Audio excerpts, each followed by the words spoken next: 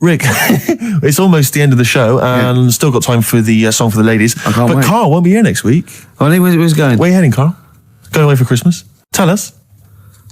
What? It's a secret. What you want? Well, in case your fans try and track you down. What? Are you going taking pictures of planes in Greece? What? Political? Rob your house. Satirical, Steve. Satirical. Where are you going? What are you doing? If I tell you what, if I was caught in a foreign country and the government got said, no, it's okay, they were train spotting or plane spotting, I go, no, I am a spy. Exactly. No, I am a spy. No, it's all right, you were train spotting. I wasn't spying, please. I saw you at the Doctor Who convention as well. No, probably an assassin or something. Yeah. I'm probably an assassin. Carl, where are you going, mate?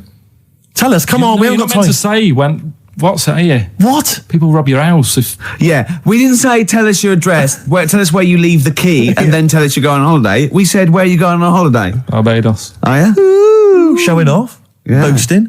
I'll tell you what, Steve, what I'd like to see, and a lot of the listeners right there too, pop round there now, touch him for Christmas. Shall I touch him for Christmas? Touch him any way you like for Christmas. Can I just introduce the song for the ladies before? Well, love him for Christmas, though. Can I just say yes, what but the as song long is? as you love and touch him. We're going to leave you with the excellent Tim Buckley, of course, father of Jeff. I'm just going to be watching, but love him. Look at his little face. Also on that CD that my friend Dave sent me earlier, so if you don't like it, blame him. While he's been arrested by the copyright police.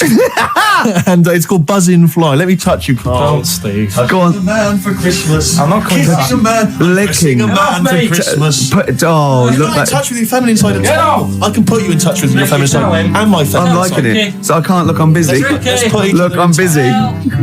Oh, good. You have a good Christmas? Yeah, you? Yep. Carl? Yeah, it's alright. Lovely. Okay, let's crack on. Good. I went on holiday after Christmas, Yeah. and so did our mutual friend Phil Bowker. Yeah, good man. He was in Lanzarote, and he told me one of the funny. I don't know if I can tell this on the radio. I'll have to say the C word. I'll just go. It's in a sentence, so I just go you see when it comes, and you'll know that he's saying the terrible word. Just didn't want to ruin the anecdote. Anyway, they're walking along one evening in Lanzarote, and there's lots of Brits there apparently, and Phil overhears a sort of married couple arguing. They're having to go home a bit early, and she's saying to him, she went, "For Christ's sake, every time we come out drinking, you always shit yourself." Right? Wow. Always, not once. So he's going, I've told you, he said, it's not the drink, it's the weather. She went, the weather. You'll be blaming the food next, you see. I don't think they should have got married. Wow. Or when did you think the shooting itself started? Must have been after the marriage, because if you're courting, and you go, went out with Derek again, did you last night? Yeah, how was it? The evening was lovely, the meals must be shut himself. Again. That's 5 dates, 5 different heaps of shit. But I think I can change him. I think I can change him, yeah. It must have happened after the marrying. Or you just might think, oh God, always got to that age where I think, look, I'll just empty it when I get home. Yeah. I'm not going to keep going up and going to the toilet, It's the ice that does it. Yeah, Carl is right, I think. It is the ice. What do you mean? People forget, they say, oh, don't drink the water when you're on holiday, and they don't. They drink, they buy Evian and stuff. Oh, I see. They forget about the ice. The ice cubes, you're right, in a bar. Made from tap water. And that can do it, can it? Yeah. But she said every time you're drinking, didn't she? I assume that she wasn't drinking ice then. Yeah. I mean, why is it just happened to him? Let's be honest, everyone that goes on holiday doesn't end up crapping themselves. Yeah, they usually make it to a toilet. He does it every time he drinks, doesn't he? Yeah, well, apparently. Just don't let him carry the baguettes. He's good, isn't he? Oh, Carl comes out with something. He does now and again, High doesn't five, he? Carl. That was sweet, man. Yeah, nice one. What do you, Carl? Would you like to be American? No, not at all. Really? Got me nerves. When I was in, Get on my nerves. when Being a whole American. nation there, reduced. When I was in Barbados at Christmas, Oh, name dropping. right? Yeah. There's loads of them there, because that's... Was that when you were doing a bit of extra sort of waiting? Because you were sort of your girlfriend was cleaning rooms, wasn't she? Went there for Christmas, and there's loads of them there, because that's like really close to America. That's like Blackpool is to Manchester type. It's exactly like that. Yep. So it's That's the analogy a lot of Americans use. so, Well, I think they call it the tropical Blackpool. but they're going on. That's only all the brochures, I'm sure. Right. Yeah. And serious now, but Yeah, we're going on serious. about the September 11th thing. Yeah. But they call it the Of course, this is American. Of course, Brilliant. the 9/11. The 9/11. That's what they call it. Really? Oh, that's awful. That is, so it's like people who say 24/7. Yeah. Well, I'm working Americans my say ass that. off 24/7. Well, Americans that say that. Well, they're allowed though. Oh, Americans are. I'm talking about an English person who might say it. Yeah. Fool. Yeah, no, that's terrible. Yeah. Do that American accent again? Yeah, of course, the 9/11. Where are you from? What? Which part of America is that? That's how they sounded in Barbados. Sure. Sure. But Can you do any other impression? But Carl doesn't. I very much doubt that Carl likes newfangled countries like America. Yeah. He doesn't like London. No, true. So he's not going to Have you been like. to America? Yeah. Did you enjoy it? Went to Florida.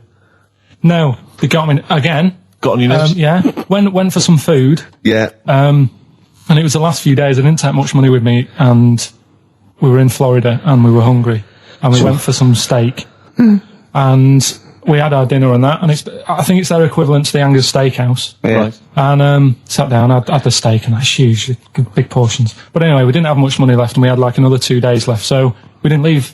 We didn't have much money for a tip. Do you know over there they expect it? Yeah, a big tip, yeah. So we left what we could, and I don't know what it was. It might have only been the equivalent to 60 pence. Yeah. But he didn't have to do that much. We didn't have loads of courses because we didn't have much money. So he brought us like the main course and I don't know, a couple of Diet Cokes.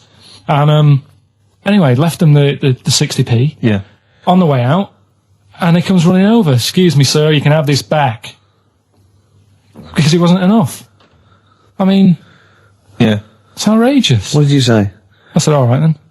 'Cause well, I needed it. I mean, I thought it was nice to leave them something, but obviously it wasn't enough, so he got us a couple of more. Is it good fun with you on holiday? I mean, do you enjoy yourself? Yeah. Do people go with you on holiday? I get bored after about 4 days. You surprise me. And then what do you expect out of a holiday, Carl? What do you go Sort for? of soak up some of the culture. Yeah. You liar! You liar! What did you learn about Barbados while you were there? A lot of crabs on the beach. I just imagine him sitting there with his knotted hanky on his head. As weeks go on, I feel like We're learning from each I'm other. learning more now than I did when I was at school. And can I just clarify? Yeah. You weren't raised as an experiment and you escaped from a laboratory. You had regular upbringing in Manchester and that. Yeah, I didn't go to school much because my mum and dad had a caravan. Right. And No need, is there?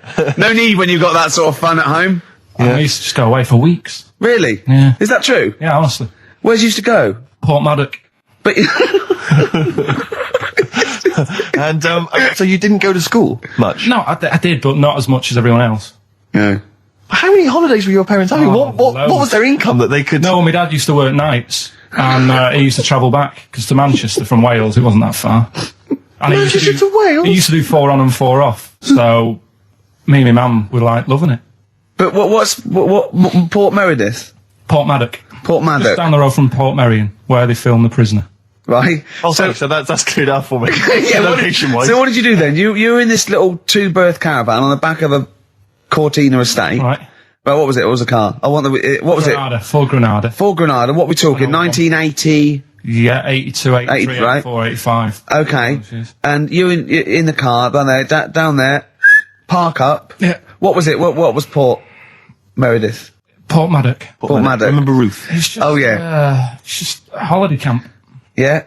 And had an arcade and a beach. I was loving it. Yeah. But, so of the 52 weeks of the year, let's assume, I don't know how many weeks you take off normally for holidays anyway. Let's just say, I don't know, you go to school 45 weeks of the year maybe? Generally, most kids? Nah. Bit less. Bit less than About that? 42. How many weeks would you say you actually spent in school? Well, how many weeks do you have off for summer? Well, we'll work that out. That's what About I mean. 6 off for summer, about 3 for Easter, about 3 for Christmas. Put it this way, I'm surprised I'm not Welsh, to be honest. Right. Because I was there more than was in Manchester. Did the school authority not come and check you out? No, they didn't. Didn't get Manchester, I suppose they didn't care, do they? Not really. Yeah. They're lucky you turned up at all. What did you just turn up for the last day when you could take in your best toy? Did you know that when you could take in any game? Just play with everyone else's. Why, I break my stuff. Sure. Yeah. Yeah. No, that's a good Well, this point. answers a lot. This does answer a lot. The fact that you spent most of your time on the beach as a kid. Teachers were no good at my school. We were talking about it yesterday. About So you were teaching them a lesson by going off for the summer. Yeah. Anyway. And did you go to university? No. No. Did you go to sixth form or college? No. When did you leave school? When I was about 15. Right. What, you just went on holiday and didn't come back? I just got a job early, didn't I? Where was it? Portmaddock? Getting there. No, I was a printer. BM Print in Trafford Park. Well, that's great. That's a little interview there. Yeah, little next, there. I'll be interviewing Steve Merchant. What are we playing next? Bit of elbow. Oh, this is fantastic. This is Elbow. Bread. Make it with you. Great track, isn't it? It is a good track. You can't argue with that. I think Bread defy slightly my test, don't they? The ladies and gentlemen, please welcome to the stage. Because Bread is a pretty awful name, and yet obviously they were very successful. Oh, they were pretty big. I think they. You're not confusing it with the sitcom. I'm afraid I with often Joey. do. I always associate the two, and that's never a good thing. Yeah. Game's getting hard because someone's dealing you a losing card. Was that recorded by Bread? I think so. The cast of, yeah, I think so, yeah. Right. Win it. So the game's going, yeah, something like that, yeah. Bread. Bread. I bet you love. Look at his face lighting up. Did you like Bread? You tell him an Aesop fable, he's not alright. interested. You sing the theme to Bread. Yeah, little manx like the scally sort of scouse Yeah, sort but of ways. Manx don't like the Scousers. Why not? Why can't they live Just don't. together? Why I can't they all tried. live together? I tried, and then when I went to where's that place? They have flies the size of you can't get them in a matchbox. Well, most newsagents don't put flies in matchboxes. I mean, what do you mean you can't get in a matchbox? You mean buy them at a tobacconist's? No. I remember being there and thinking, God, the flies are big here. What? I can't remember, but anyway, there was a Scouse bloke there. What, a country? Or Yeah, abroad. Right, okay. Flies are massive. And there was a Scouse bloke there, and I was quite happy to let things, we don't get on, but I was like, I'm on holiday, we're in the same town, let's get on. Yeah. And he couldn't stand me. Name was Alan. I think he lives in London now. Couldn't be doing with him. What did he do? He just was like, I bet you like Man United. And it's like, well, yeah. And it's like, they're rubbish. And going on about my town's dark. It's like, well, when did you go? If it was the winter, it would have been. Yeah. He's an idiot. I'm glad you got off your chest. I've never seen Carl like this. He was annoyed there. I tell you, Alan, if you're listening, you Yeah, really get in wild touch, Carl. man. You do not want to get on the wrong side of Really wind him Pilkington. up. Anyway, that's pretty much it, isn't it, for this week? That's a lot. It is indeed. What's your song? Yeah, song for the ladies this week, taking on from your Bread, really. Same kind of low, acoustics kind of sound. It's Kings of Convenience, Toxic Girl, beautiful track. Just got time for this. Bye-bye. See you later. See you next time. Yeah. My favourite suede track of all time there. Well, we're that's nearly it, Carl. Right, what's your last Room 101? Oh, God. It was holidays. Holidays. You want to put holidays in Room 101? People who are sort of annoying on holiday. Oh, yeah. Do you know when you go away? Oh, yeah. We've sort of touched on this before. Is this going to be the Scouse guy? Yeah. Go on. Oh, it's so long though. I mean, it was a holiday when we went to Tunisia. And the Scouser pissed you off, surprise, surprise. Yeah. Yeah. But the annoying thing was, when you go on it was a cheap holiday, and like the lesson here is, if you want a good holiday, you got to spend some money. Yeah. And we didn't on this one. We spent about, I don't know, 400 quid for two of us for like a month or something ridiculous. And we got there and, you get to the hotel and you go, we have made a mistake. It's a ropey hotel. You can tell the blinds and stuff as you walk in, they're all dirty and stuff. And you think, well, let's make the most of it. Let's not get down about it. It's a holiday. It's for a rest. And you try and make the most of it. And we had to meet. You have one of those things where you get to your destination and the rep says, right, go and unpack your bags and that. Go and sort yourself out in the room. And tomorrow morning we'll meet up at 10 o'clock and I'll go through, the best sort of place to go for camel rides and, the best deals I can get you. That sort of thing. Can anyone here walk like an Egyptian? So she says, right, tomorrow morning meet 10 o'clock in the discotheque. So we get up and we have breakfast, and it wasn't a good breakfast. The kitchen was bit horrible. The food wasn't good, and it was run by sort of midgets. What do you mean it was run? Not there's anything wrong with that. There was little fellas running around, and the annoying thing was one of them sort of started to fancy my girlfriend. How did he manifest his affection? No, you're not saying there's anything wrong with midgets, though, are you? Just saying it was strange. There was but even midgets shouldn't be cutting in on Karl Pilkington's territory. I know. But it's also that thing of, they've got little fingers, and And it's sort of God, I'm ruined- so sorry. No, I'm not. It is a bit of a phobia of mine. Okay. Do you know what I mean? They are nice people and that. Sure. Oh, God. But the annoying thing is... So what was he doing then? How did he... I don't understand how he was chatting up your girlfriend. Was he crawling under the table so you couldn't see? He just kept... Whispering to her from underneath there. Stop it. Just sort of, you know- Wait, I don't want to get a complaint on our last show. There's not many midgets What's listening. going to happen? Can we just finish this and start up again in a couple of months? Oh, yeah. So if you want to know more about the midget theme restaurant, then we'll talk you in 3 months. Yeah. It's just... It's just... No, that's fair enough, actually. Oh You're yeah, absolutely no, right, sorry Carl. about That's your this. producer's Listen, head on. we'll see you in about a really. It's been a pleasure, truly, and thank you for everyone that wrote I've got you letters. Have you really? Yeah, I've got you both a present, right? Oh. I got Ricky, do you know, like, we've done fables and Yeah. stuff, right? Yeah. This is like Mr. Ben. Oh. This is brilliant. Yeah. Right, and it's like little fables that Mr. Ben goes on. Oh, fantastic. So I want you to learn something from that for when you come back. Okay, brilliant. That's lovely, I'll tell you one Carl. of the stories I read this morning. It's brilliant. In fact, when you've done with it, Yeah. give it me. Yeah. Because I haven't finished reading that. Okay, thank you, Carl. And for Steve, a little shut up lines. A little book of chat-up lines. That's fantastic. great, Carl. Well, we'll see you in 3 months. But carry on emailing Carl. Cherish Karl Pilkington. He sits in a little room by himself, so keep him in touch. And we'll see you in August. We're going to leave you with something that we all love. This is There Is a Light That Never Goes Out by the Smiths. Very apt, I think. Goodbye. See you later. Yeah, but anyway, he'll be back shortly, I'm sure. He phoned me. His dad's ill. His dad's in hospital, so Carl went back to sort of look after his mum. And he was so sweet. He said, "I'm back here just driving my mum around." And he said so unbegrudgingly. He just went, "It's like old times." And I said, sorry to hear that." And he went, "That's all right, yeah." I think he's going to be fine. And I said, "How was your holiday?" He went, "Yeah, it was good, except it was a nudist beach, so didn't tell me." I went, Of course it was. I went, what do you mean? He went, "Well, sitting on the... I don't know why they have to do it. I don't know why they have to do it. Why do they have to do it?" He went, "Suzanne said they think there's nothing wrong with it, like being a transvestite." Right? I went, "I love the fact that your girlfriend has to tell you what's wrong and right in the world." And he went, "Well, we're walking along the beach, fella coming towards us with knob out." I went, "Oh, what's going on here?" Right? And he said, and because it wasn't all nude, he's walking round, he's stark naked, and he wants the freedom of that, but he's got a big rucksack on his back with his clothes on, just to get changed. He went, "So what's the point in that?" Right? And I went, "He should just carried a book." He went, "What, and covered it up?" When he went, "Oh yeah, good idea." See? He went, "But I wasn't happy." He says, and that was the first day, so we didn't go there again. I can just imagine his little face. Yeah, just going, "All right, Gobsmacked. That's out, Yeah. that's out. What's that doing out? Why has he got his out?" I imagine Carl sort of dressed in a suit, in a sort of safari suit, done right up with a cravat. I'm not undressing. I don't want people seeing the flesh.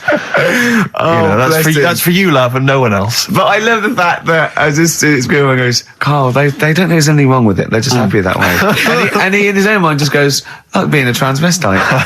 He knows there's nothing wrong with that. I'm always a little bit suspect about people who like walking around nude. I all think the you meant time. transvestite. No, nudists. What? Hold on. Can you Well, if you wanna get me be a started on naked transvestite? What are you then? Yeah, I suppose you're a... When Eddie Izzard's naked, is he a naked transvestite? That's an 'Cause the interesting clue is- metaphysical question. Yeah. Yeah. On XFM 104.9. If you know the answer to that metaphysical question, or indeed any of the famous ones, if a tree falls in a forest and no one hears it, has it fallen over? Any of those. That's brilliant. Yeah, if you leave the room, Rick, what's the does sound? it get quieter? Yeah, what's the sound of one leg hopping? Exactly. What we got there, Claire? Do you want some music or Yeah, I'd love to hear a it. bit What you more got? chat? Yeah. I've got the Vines actually. Oh, All play right. it, play it, play it. Nice. Strokes. Someday. I'm already annoyed. I've been I'm in here a bad 3 mood. minutes and I'm already annoyed. Yeah. I'll bring back Claire, I'll tell you. No, it's not his fault. It It's the whole is. place. The library's shite. I tried to get. Oh God! I had to go Chill, to Capital chill. Library. Chill, Fancy that. I had to go to Capital Library to get a couple of records I wanted. Right, place is falling apart. The email's not working. It's so shoddy. He's had 2 weeks off on holiday. I mean, they might as well bulldoze this, honestly, because for all the, It is ludicrous. and we get paid peanuts. You get paid, do you? Oh, and it really annoys me to have to fight. Oh, anyway. Anyway, just calm down. 104.9, I'm Ricky Gervais with me, Steve Merchant and Hello. Karl Pilkington. Carl, you're back. All right. How was it? What, the holiday? Yeah. Well, it wasn't all fun, was it? Because my dad was in hospital. Oh, but he wasn't during the holiday. Not during the holiday, though, was he? You came back from holiday and then found that out, didn't you? Yeah, but it happened when I was on holiday. Did you know that, though, when you're on holiday? No, because I didn't take my phone with me. Well, that's the our weird question. thing is, Yeah. I got a feeling when I was sat there, because it normally happens. It wasn't a nudie speech, was it? When I first went When away, you saw that old fella with his packet out. when I went to Ibiza, right, I had a feeling, and I called home. My dad had punctured a lung. When And you this say you had time- a feeling, what do you mean a feeling? Just like, I should call home. There's something not right. But this That's a time, very I thought, specific feeling. How did that manifest itself? How did you get that? What kind of feeling? Is that tingling thing? I'm getting a bit of a lung feeling. Yeah, A bit of a dad lung feeling. That feels like a punctured lung. Hold on. anyway. But anyway, the holiday was good. We talked about it last week. Well, now, but- let's probe Karl about his holiday, because, you know, Okay. that's the sort of thing that audiences will stay tuned for, Rick, I'm pretty certain. Yeah, sure. Find out about You know the more things. about this radio business than me. You know, That's true you've enough. hooked them already. Indeed, yeah.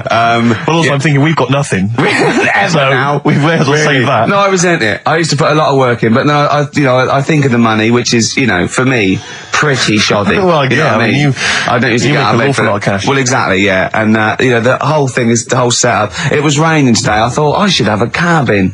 You know, and then the sun came out, so I walked in again. Ah, dear. How are you? But I'll tell you what, I got a bit criticised last week as well that I only played ballads and same songs, so I'm going to rock out this week. Oh, I'm I've been down to the Capitol Library Right. to get some good tunes. And what about a little bit of AC/DC? Oh. It took me all night long. Let's hear it. Well, that's cheered me up. In a better mood now? Yeah. Good. That's great. Should we rock out today? Yeah, well, Bit of yeah. Led Zeppelin, maybe Stones. Brilliant, yeah. Some other classics. and everything. Yeah. When are we going to talk about Karl? Have we run out of stuff already? Okay, already. let's go. Okay, now, yeah. So where did you go, Karl? What was the story? it was my birthday, right? Went home after working with you a couple of Saturdays ago, right? Girlfriend was like, open your card. And I said, no, it's my birthday on Monday, I'll open it You then, obey right? by the rules, certainly on birthdays. Birthday rule. Well, there's no point. Well, exactly. Chaos leads that way. Yeah, right, so, Not an anarchist, never has been. so anyway, she was kept going on, it was doing me head in, so I said, alright, I'll open it. Yeah. So I opened it, ticket fell out, surprise holiday to one of the Canary Islands. So, And what was your reaction? I mean, first one was we haven't got enough money right. for this, but I didn't want to ruin it, so No. so I didn't go on about that, and I said, oh, it'd be great, so I can't wait. So, Did you say it in that tone of voice? well, it was good timing because I was tired and everything, and I'm not a big holiday fan, No. but the timing was right. Yeah. Do you know what I mean? It's the same as last night. I don't always like a curry, but last night You're in the Yeah. mood. you get that sort of, oh yeah. Curry, you had a feeling. Yeah, you had a feeling You for thought, curry. and then lo and behold, later you were eating the curry. It's weird, isn't it? Very Isn't it weird, the strange. Life is- paranormal? Isn't it weird? Isn't it weird? They work in mysterious ways. Yeah, ghosts. yeah. So yeah. anyway, right, the island, if I was on Wish You Were Here, I'd probably say it's a bit barren. Okay. Not much there, but if you get a hotel, you guarantee good weather. Right? Are you? No, what I mean is, it'll be a good holiday. If you get a hotel, right, the weather's always good, so you'll have a nice Yeah, time. that was a comma, yeah, it was a, yeah, go on. And all that, and the food was all right, and everything was going all right. I was just having a nice, relaxing time. And how do you sort of spend your time on a holiday? You just lie around? Is that That sort of holiday, just lying around. I bought a book.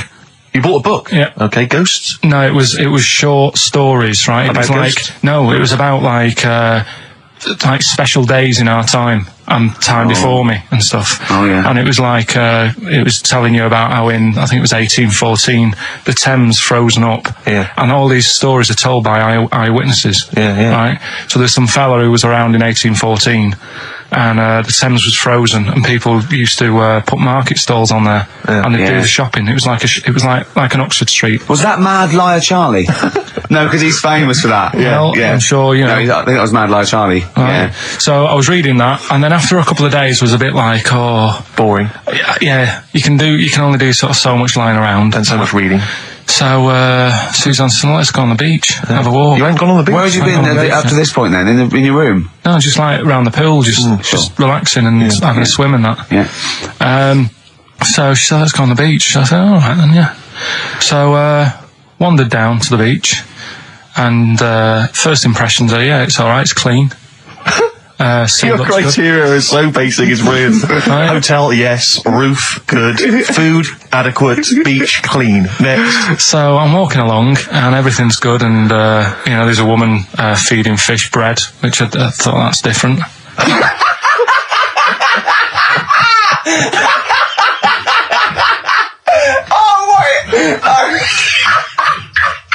I love that. He likes originality. He loves a bit of originality. He was feeding fish bread. This woman was there, like up to her knees in water. Yeah. And she was stood Was there. that a sea? Chucking, yeah. All right, good. Chucking this bread, and I thought, what's she doing? And I stood there and watched for a minute, and there was little fish coming up, having the bread. I thought, So we carried on walking, and everything's going well, and then this fella comes towards me. Everything's going well.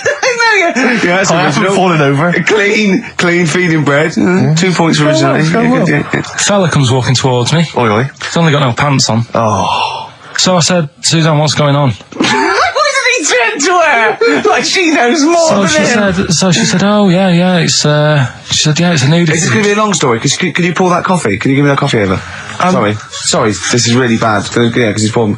Thank you. Just amuse yourselves while we sort the coffee. Thank you very much. Dave, do you want I'll have a cup of coffee, Carl. Thanks, yeah, cheers. Cold. Right, good. Okay. So Great. Thank you. So she said, yeah, it's a nudist beach. So I said, well, why? What? I said, we're all mixed. It's all mixed up. Normally on a nudist beach, it's a nudist beach, and you don't go wandering on there when you get your clothes on and that. So it annoyed me a bit because there wasn't any signs. So this fella's getting closer. Well, the knob out was a sign. Yeah. Right. So he's getting closer, and he walked past me. It was an old fella. And he walked past and he had a hat on and a little pipe and a big rucksack on his back. Right, so he got me thinking. Not strictly naked. I'm walking along and I'm thinking, right, why do people want to do this? So straight away, I wasn't on holiday anymore, because most of the time when I'm on holiday, I don't think about anything. Right? Your mind's a blank. I just switch off. Right? But all of a sudden, this has got in my head now, and I turn around to look at him, and Check out his arse. and this bag, right? I swear, That's his ballsack. it was massive, right? What? You had a massive bag? The bag, His rucksack. his rucksack. Oh, right, okay. When he said there was an old couple coming towards me, I said, what was lower, the bloke's bollocks or the woman's tits? And he said, well, that was another point. She might as well have worn knickers. Because that's what he said to me. So you saw the bag. So it annoyed me, yeah, because the whole idea in it. This is what I think. I mean, I might be wrong, right? Might be wrong. Chances You never have been. You never have been before. Being nudist, right? What's it all about? I'll tell you, on that point, Carl, let's play a tune, let's come back and we'll discuss. What are we going to play? We'll discuss that very issue. We've got some ideas. We did chat about this last week, Carl, in your absence. All right. Well, we'll play the choral. Okay. It's a good one, this. Yeah. Coral, Dreaming of You, on XFM 104.9. I'm Ricky Gervais, with me Steve Merchant and Karl Pilkington. If you just joined us, Carl is walking down the beach, Yeah. and a man has just passed him with his knob out. Yeah, his testicles out and his huge bag, apparently. Right. Now, we'll sum this up, quick, because we did talk about it last week. You did call me and tell me some of these things, and we sort of mentioned it last week, but you just want to say just give us your thoughts on nudity.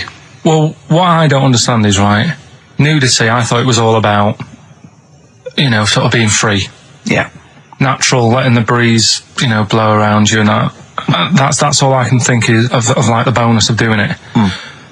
But you can get that by just having a pair of shorts on, right? Because I'm not one for getting my kit off. It's just something a bit weird about it, isn't it? Normally, if I go for a walk on the beach, I'll put a shirt on, Sure. but leave it unbuttoned. Yeah. Oh, right, yeah, tease the ladies, sure. Do you know what I mean? Yeah. But it just feels a bit weird. So it's best to cover your back anyway, because the sun Yeah. and all Good that. advice, yeah. But when I saw him, and I thought, well, right, is he doing it to sort of be free and be comfy and all that? And then I thought, but he's carrying a big bag, right? I've got a pair of shorts on, and I'm not looking at him thinking, I bet he's really comfy. Do you know what I mean? I wasn't going, I can't wait to get home and get my shorts off. They're really annoying me, these. So, and that's just it. I don't get what it's all about. Yeah. Sure. Yeah. Sure. Well, okay. Well, my advice to you is don't go to nudie speeches again. Well, I didn't go again. Do you play volleyball? No. Well, there's nothing in it for you, to be honest, Carl. Do you ever walk around the house nude? Not really. Only if, like, it's quickly to sort of jump out of bed and go and get a glass of orange. But I've got to be careful, because living on a high street, there's flats right across the way looking in. Yeah. And the thing is, it's Chinese fella. There's a little Exactly. And that was the other one. Is he the There's one? the old woman reading a book. Yeah, it could be dead for all we know. It hasn't moved. There's some bouncers, and Some bouncers. I think so, yeah. Is that a euphemism? They're always... There's always... Her name's Carol. But, yeah, the only time, if I nip out, so I get out of bed at night, go and get an orange, I've still got to be careful, because if they're awake and I open the fridge door... and the you're light illuminated, comes up, yeah. Yeah. they'll sort of see the light, And the shadow. turn round... And the weird, long, stretchy shadow. Why did you get up and got orange juice or orange swash? You know, Robinson's. You can't advertise on. Why don't you take a glass of that to bed with? Why are you getting up? Yeah. Because whenever I do that, I normally don't wake up, and it's a waste, isn't it?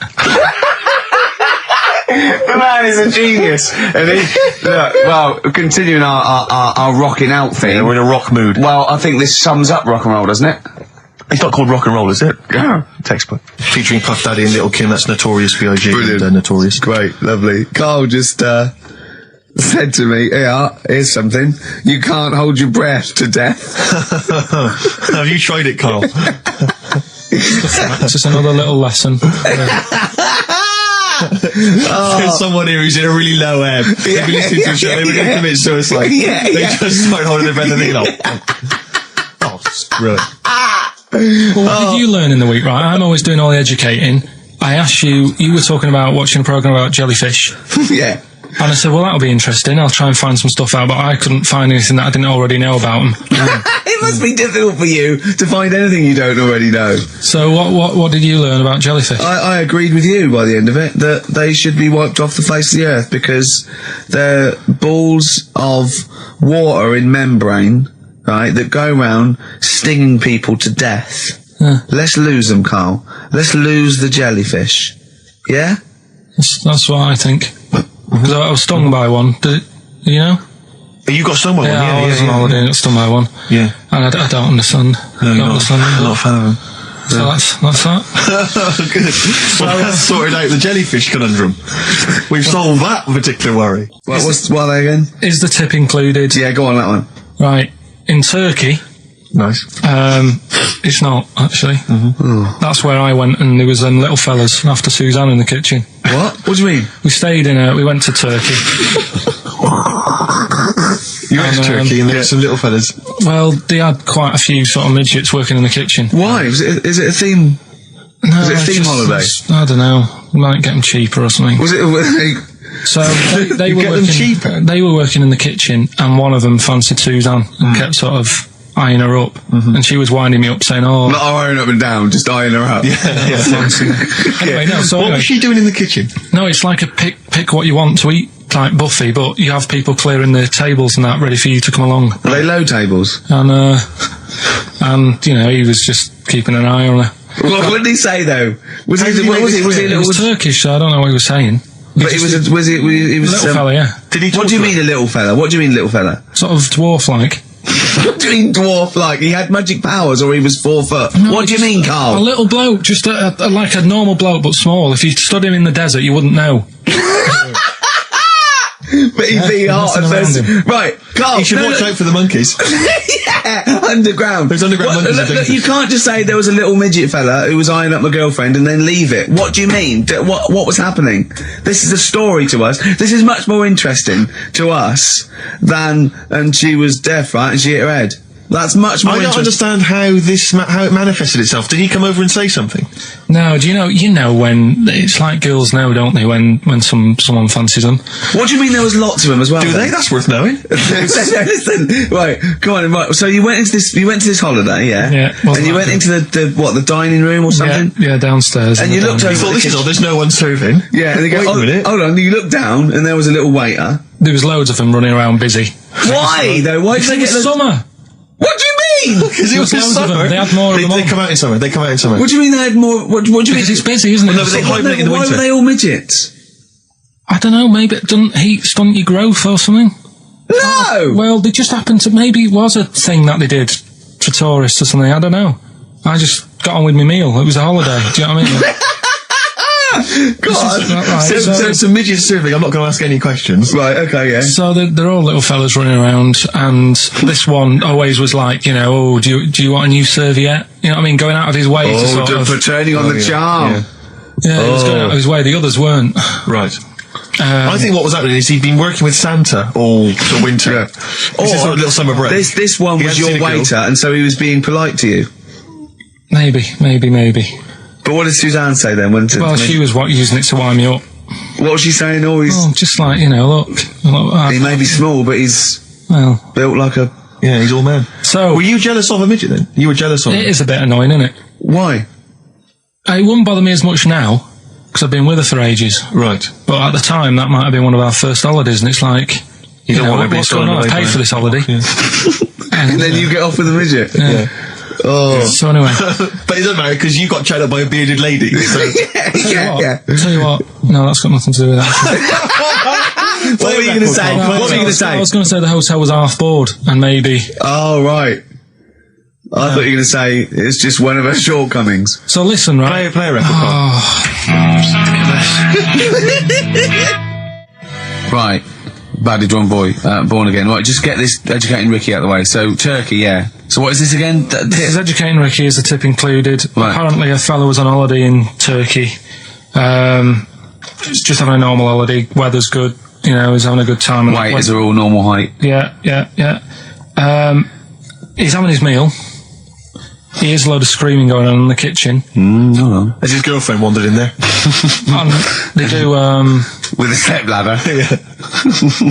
the circumcised people in the kitchen, and apparently... What are you talking about? Whoa. Slow down. We were Sorry, sidetracked there for a minute. what are We you were talking listening. about? I'm excited about two things at once here. One, they circumcised people in the kitchen. Two, I guessed it was someone losing the end of their knob. He did, yeah. I started thinking like Karl Pilkington. Extraordinary. That is amazing. Apparently it was going on. It wasn't just a one-off either. Well, when I say a one-off, I mean they did it more than once. Yeah. Right. And there was it was there for a week, and apparently the first night it was quiet, and then the rest of the week, every day it'd be like having his breakfast, or even his lunch, or even his tea. Yeah. Right? He'd be doing it all day. Oh. You'd be hearing Lunch and screams. breakfast, fair enough, really. Yeah, Circumcision at tea time. Don't do that. And apparently it's a tradition over there. You can't even make a complaint about it. It's like, well, you should have found out before you come over See, it. I can't believe this is Sorry, true. I'm a little bit I can't lost. believe this is He was true. in a restaurant, in a hotel, and there were people having circumcisions in the kitchen. Yeah. Is that right? I'm even worried that we're bordering on the racist here, suggesting that is tradition, that Turkish people cut the end of their cocks off in the kitchen Yeah. at meal times. I think you're wrong, Carl. This just sounds ludicrous, Carl. No, I don't think it happens everywhere. Right. I think this Just in this Oh, particular this at this restaurant. hotel. certain places, Certain hotels. certain hotels. What, is it like 2-star? Yeah. Why did he go to the Foreskin Inn? It was his own fault, wasn't it? That's Sorry, that's it, is it? Have they closed? Sorry, no, wait. That's the story. You educated me, right? Once a fella saw some Turkish people cutting the tip of their knob off in the kitchen. Thanks very much. Thanks very much, Carl. Got any more? Well, there's things you can learn from it. Either don't go to Turkey, No! don't have calamari when you're over there.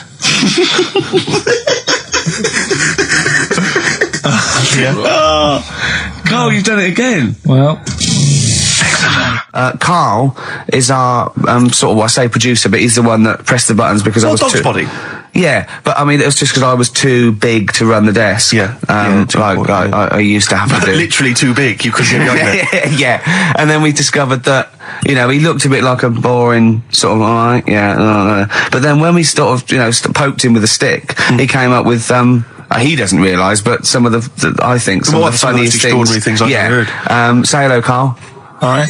Yeah. Well, classics, I think, so far, that have gone straight to the list include, have you ever used a Y front correctly? Yeah. Brilliant. You never see an old person Eating a Twix? eating a Twix. That's, These are sort of things. extraordinary He's things. back on his campaign to get rid of jellyfish. Why is that, Carl? Oh, did you see the paper yesterday? Go on. There's a jellyfish, right? It's about 15 foot long, about 5 foot wide, and there's a fella swimming next to it, and the paper's going, "Oh, look at this! We've found there's loads of them in Japan." Yeah. And it's because the water's getting hot, so it's making jellyfish really big. Oh dear. How's the campaign going to get jellyfish get rid of them? What's your point about jellyfish? They don't do anything. There's no point. They get in the way. Jellyfish, yeah. It ruined me holiday because I got stung by one. Yeah. But you think the same thing about Liverpudlians, and we can't just go around, wiping out things that ruin Well, your let's holiday. do the jellyfish first, and then we'll move on to the Scousers. Yeah. But, Beautiful day. You too. To kick off the show, Steve. Absolutely. The Ricky Gervais Show with Steve Merchant. Hello there. And Claire Sturgis. Hello, Indeed. boys. Carl's ill. Well, he's not here. I mean, I never believe people when they're ill. I think they're always malingering. I never take any days off work. I just think you can drag yourself in unless it's life-threatening or... To be fair, Rick, can I just stop you there? It's not so much that you take days off as you'll just suddenly decide around lunchtime that you've overeaten and you need to go and lie down. But I'm my own with boss. a cold compress. Yeah, and but a I'm my Swedish own... masseuse. I'm my own boss. Yeah. So it's In not a so much you take darkened days room. off. It's not so much you take days off as you never actually do a full day's work. Yeah, You actually exactly. prevent that straight away. I never take that hour and a half off a day. Exactly. XFM 104.9. So what's the story, Claire? Do you know anything about Carl? Do you know what his illness is? I think he's got this sort of cold virus that's going around. He phoned me yesterday. He did sound poorly in his defence. A little Poorly. bit croaky. Well, I'll tell you what. He I'm coughed a bit. I'm not being funny. He better be in hospital. To miss this show. To miss definitely. this show, flagship show of the week on XFM. Do you know, you are right, because, and you've been away, haven't you? Been away 2 weeks. We had the best of again. But let's part of the best of. Yeah. Let's part of the best of the last 2 weeks, Yeah. shall we? Yeah. I mean, we're going to try and get him on the phone. We're going to phone him, and I want him to really explain himself because, I think he's malingering, to be honest. Well, he phoned me in the week and he said, Steve, don't forget, there's a documentary on Friday night about Oliver the Humanzi, the human monkey. He said to me, it's going to be brilliant. And it wasn't. And it wasn't brilliant. It was. I especially stayed in and watched it. I taped it and watched it afterwards, and I've never seen so much hype and desperation. They kept showing the same clip of this chimpanzee that walked upright like a lot of chimps can. Exactly, right? yeah. It lost its hair, so it was half human, because all humans are bald. Yeah. So that's the half human bit. It didn't have hair. I'm sorry, humans do have hair on their heads. Yes. The other thing was this desperation to go, could it be half chimp? No. It's a chimp that superficially looks less like a chimp than other chimps. So Lee Evans looks a bit like a chimp. Is he half chimp, half human? Yeah. No, he's a human who looks a bit like a chimp. That's libelous. Yeah. That's a bit insulting, Evans isn't could it? have you Should we there. just play some music Yeah, now? I'm really sorry about that. I'll get back to you on that. Well, we can't get hold of Carl, right? We looked, it's got his old number out there. His home number? Yeah, it's a hold on. Right. So we went to the new records. He hasn't even given him this new home number. So something's funny going on. He doesn't want to be contacted. He hasn't given me his home number. I've tracked down a friend who's looking it for us. That phone might ring any moment. I apologise for that. But why is Carl not available? It's interesting that neither you or I, and I like to think of ourselves as being fairly close friends of Carl. Yeah. We have made him the man he is today. We cannot get in touch with him. In We the cannot same way, contact in the him. same way that bloke bought Oliver. Sure. I think that Carl is now ours. Yeah, exactly. Well, exactly. I think very much that's true. Yeah, Yeah. Carl is very much like a humanzi. If we look, we're going to lose contact with him and find him 5 years in a circus in Manchester. Exactly, they're doing experiments on him. Yeah. They're going. We can't figure him out. Yeah. Well, there's something wrong. He with his looks like chromosome. a human, He acts like because usually humans stand upright. Yeah. And Carl likes to walk on all fours whenever he can. Yeah, he's not interested in other human women. He's only interested in apes. Yeah. It doesn't make sense. Oh my God. And he's bald. He is bald. Oh look, there's as much evidence And- for Carl being a humanzi as Oliver. Yeah. I think there's more. And Well, Carl barely walks upright. I know. Scared of fire. Yeah, I know. It is interesting, isn't it? Oliver was built, wasn't he? Yeah. I Big ball. don't know. It was a- yeah, why it were you was- looking, Rick? I'm interested that you I couldn't. What? Your eyes were kind of uncontrollably drawn Steve, they were towards just his. there. No, I didn't say anything. I was just looking at his face. No, Sorry, Rick, but if there's something you want to get off your chest, yeah, and that was the human part of it then, was it? Being built like that, because Yeah. it's humans. But Yeah. although Carl's is very tiny and hidden behind, and I've noticed something else as well. He's got a big red arse, that's true. hasn't he? Yeah, it's all beginning to slot into place. And I've seen him climb up a cabinet and eat a banana as well. Just over lunchtime. And peel it with his toes. It's all coming together. Yeah. Right, we're going to track him down because he's malingering. He's definitely malingering. Yeah. I'll tell you what, he's at home now in the garden swinging on his tyre. He's not ill. I think more truthfully, someone said to me that I said Carl might be ill. They said, right, are you not going to do the radio show then? Well, that's what annoys me. I mean, that's the biggest problem is that, let's be honest, we haven't got anything without Carl. All we've got is the hook. People are staying listening because eventually they think we might get through to him at home. Yeah. And there'll be fun on this show to be had. If we don't get in touch with Carl, I think we may as well just shoot off and leave Claire to do the show. I've got some great music. Is that not a... Well, it's a small. Well, you could leave the music with me. I could just play There's not many reasons. That is true, isn't it? To be here. Okay, well, play some great music now, play Steve. a great tune. Okay, wedding present, Steve. Yeah, I'll explain what it is afterwards. Just play it. It's a joy. There's a monkey theme. There is a monkey There is a theme. monkey connection. Call in if you know the answer. Another classic there from Oasis, Supersonic on XFM 104.9. Ricky Gervais, Steve Merchant, Claire Sturgis standing in for Carl. But where is Carl? Where is Carl? So we've failed to get in touch with him at home. Well, look, he doesn't think want to he's be listening? contacted. He's turned up every phone off. He hasn't given the XFM his new home phone number. He doesn't want to be contacted. I can't believe he's not listening, to be honest. So you think he's listening now? Yeah, he listened in Manchester. If he's not listening, he's out and about. I mean, has anyone spotted Carl? What's your message to him, Rick, if he's listening? Call up. Anything else more sort of... Call up or you're fired. Okay. Any bad language you want to use? Obviously you can't really swear. I can't really say it. What sort of words? I mean, the F word, would you say? I'd say the F word. I'd call him a twat. Would you use the P word? I'm thinking of prick. Prick, yeah. Definitely use that. Not on air, but Sure. I'd call him a What about stupid tits? little prick. Would you just say you're a tit? Yeah. Okay. Yeah. Okay. Little, All right. little, you stupid little bag of tits, I'd say to him. yeah. I mean, privately. What about the MF word? Because that's pretty intense. That's pretty hardcore. Do you think that this is not appropriate now? Do you think that would be too extreme? I'm worried if I use that and, no he going was, back. and he was genuinely ill, Sure. I'd feel You'd feel bad if he later a died. bit of a C word. cock. Sure. Yeah. Oh, cock. Yeah. 'Cause I wasn't thinking of that. C And word. I mean a male bird. Sure, because we've got into trouble with that before. Meaning penis, and we don't mean that. Yeah, we definitely don't mean penis. But if anyone out there, sorry about that.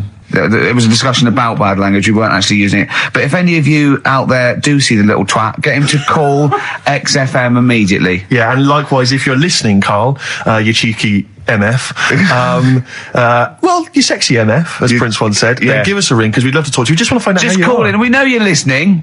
Little Amy Mann, Red Vines. Brilliant. Lovely track. On XFM 104.9, Ricky Gervais, Steve Merchant, Claire Sturgis, in for Karl Pilkington. He hasn't called. He may be really ill. I'm feeling a bit guilty. How ill is he, though? I mean, do you know what I mean? How ill have you got to be to not be able to make a phone call? Honestly, Juan on XFM 104.9. Right, I just called Carl again. I've been calling him all the time, trying to get through to him, right? He's changed his message, so he is listening, and I've got proof. So can you just call the number, Claire? Yeah. Right, call this number. Now listen to this. This is really annoying. We should tell you now that this is not an amusing sketch or setup. No. What's happening there, Claire? Not quite happening for you? No, it's all right. We'll try that again. Try that again, Claire. Yeah.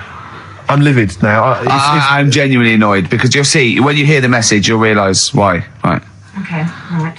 Let's try again. I don't know who he thinks he is now. I'm beginning to wonder if his minor celebrity is going to his head. All this nice write-up in Heat magazine. Yeah. It's changed him. Richard Anderson, incidentally, has emailed in. Go on. Dickers Anderson. It's not happening, is it, there? Claire? Is it? Why not? Because I'm a bit stupid. Why I can't work it out, can I? Can't figure it out. How would you call someone normally? Well, normally I just pick up the phone and dial it. Sure. No, I don't And then mean. I mean. But it's like I have a problem getting it through the desk. I tell you what, can I play an ad break and practice? I'll pretend this didn't happen and then come You know, back in a to weird you. way, it's like It's like Carl's having still Carl. here. It's like having Carl. Play the ads. I'll get back to you. Bit of Snoop.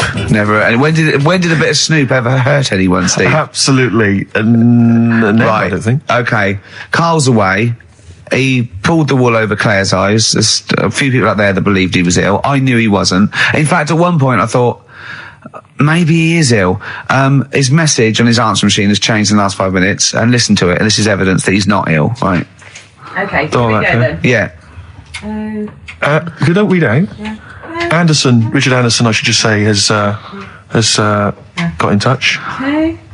Here we go. Hold on. There we go. Oh, Claire. No, I can do it. Just tell All me right. Anderson. This is ludicrous, yeah. Sorry I'm not in today, but not well on that. No more Rockbusters. I think that's what's affected me. It's got me down a bit. So he's joking, yeah. The doctor said I'll be back swinging on my tyre in no time. So See you later. So he was listening. He's clearly listening. So he was listening because we said about swinging on the We'll see a side. message. At any time. Right, Carl, call me. In fact, I'll tell you what, we play a little game. Carl would appreciate this. Call me, Carl, or I'm going to give out your number. What's the first 5 or 6 digits, Claire? Well, it's 07968. 07968. Okay. Phone now, Carl. Start calling now. Right, give the next number, Claire. You said Give the next number. 1. Make a note of this, because if you want to call Carl yourself... 07968, and the first number to be given out is 1. He's not ill. How do you feel now, Claire? Because he's made a fool of you, because you believed him. I actually He's felt made a really monkey out of sorry you. for him Yeah. last night. But now, passed out, I feel a little bit let down. Right, okay, so we give a number out every 5 minutes until Carl calls, because we know he's listening now. He's taking the piss. He's not ill, obviously, you can hear that. That was as long as a link, so he could have been here. He could definitely call. Are we leaving this message? Is this a message we're still leaving on his phone? Yeah. We're still leaving it. Good. Yeah.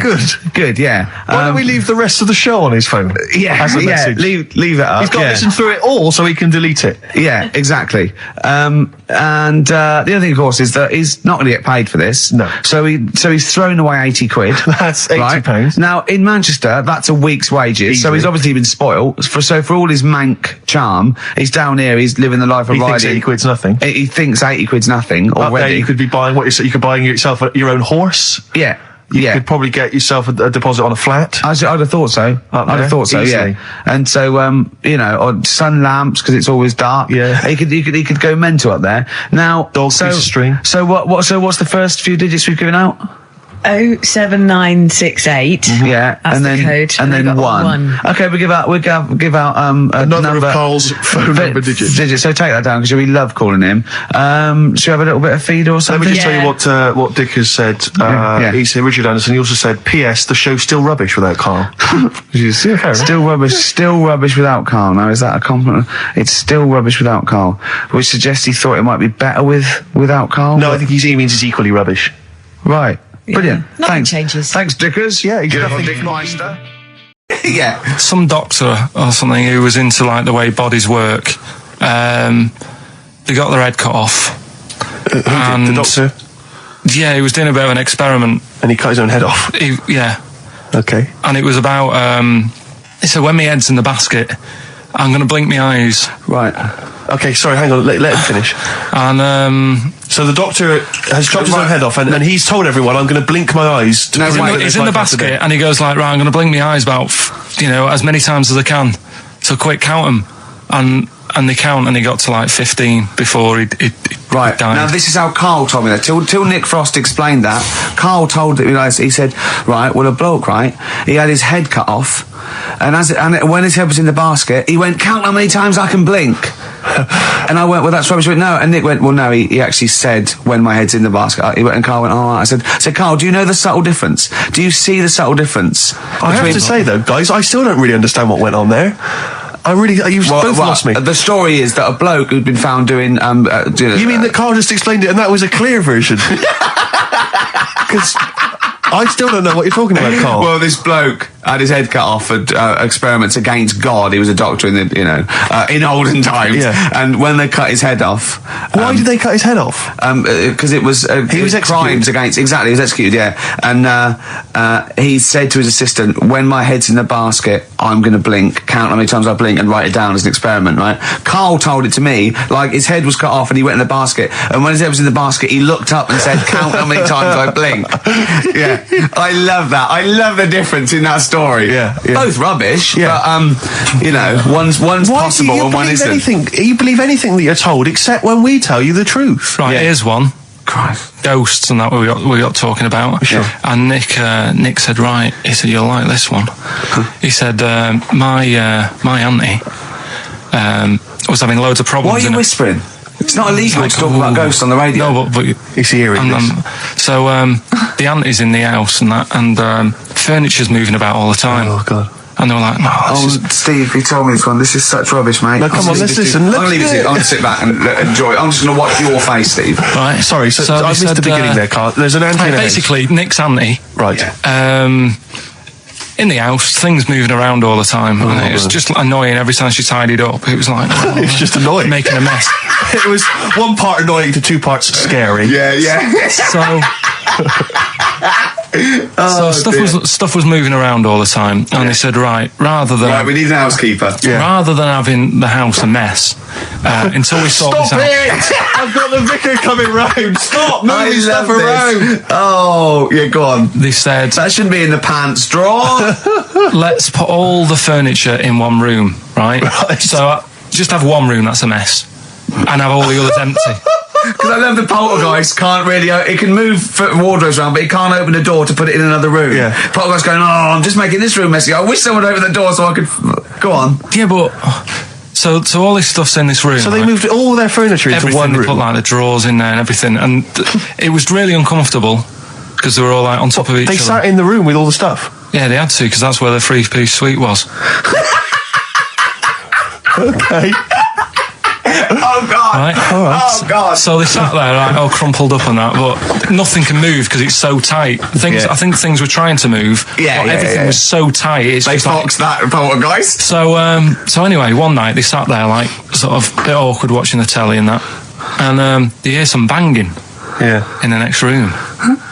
So she goes, oh God, what's that? Oh, he hadn't moved in, had he, the ghost? So, to some of the empty rooms. so there's this He's bang- moved some friends and family in. There's this banging about going on. No, so listen, she Steve. gets up, right? Yeah. And what it is, they had the baby in the next room because there wasn't much room for the cot. Right, so they left the baby with the ghost. So they go into the room where the baby is, and the banging Yeah. is like, do you know those plastic balls you get that you can chuck around the room and like they go mental? Right. The ones that you chuck once and Yeah. they keep bouncing Yeah, for yeah, ages. yeah. That was bouncing around the room. Wow, what, Hitting the baby all- had thrown it? hitting all the walls, and the baby was there, stood in the cot, sort of laughing. Right. And looking at the ball, and wherever it looked, the ball went. Yeah. And then she said, stop doing that. Yeah. And the ball just stopped. Did it? And it rolled a bit and stopped. Right. So the baby had thrown the ball and it was watching it as it bounced around the room. It wasn't throwing it, it was in control of it. No, the point is, Steve, the baby has been doing it. Would have been the baby all along. The baby had been messing with the furniture. It was So the it's baby a that had the super power. baby. Yeah, it's the baby that had the power. Special baby. It's a baby that had the power. It's What a baby power? that had the power. What- the what's power the power? of telekinesis. Right. They were then trying to convince me that telekinesis was not like all the other stuff that I didn't believe in, but that was a science. Right. Telekinesis was possible. Yes. Yeah, it's not like ghosts and demons and all that stuff. Telekinesis is different. Yeah, That's yeah. science.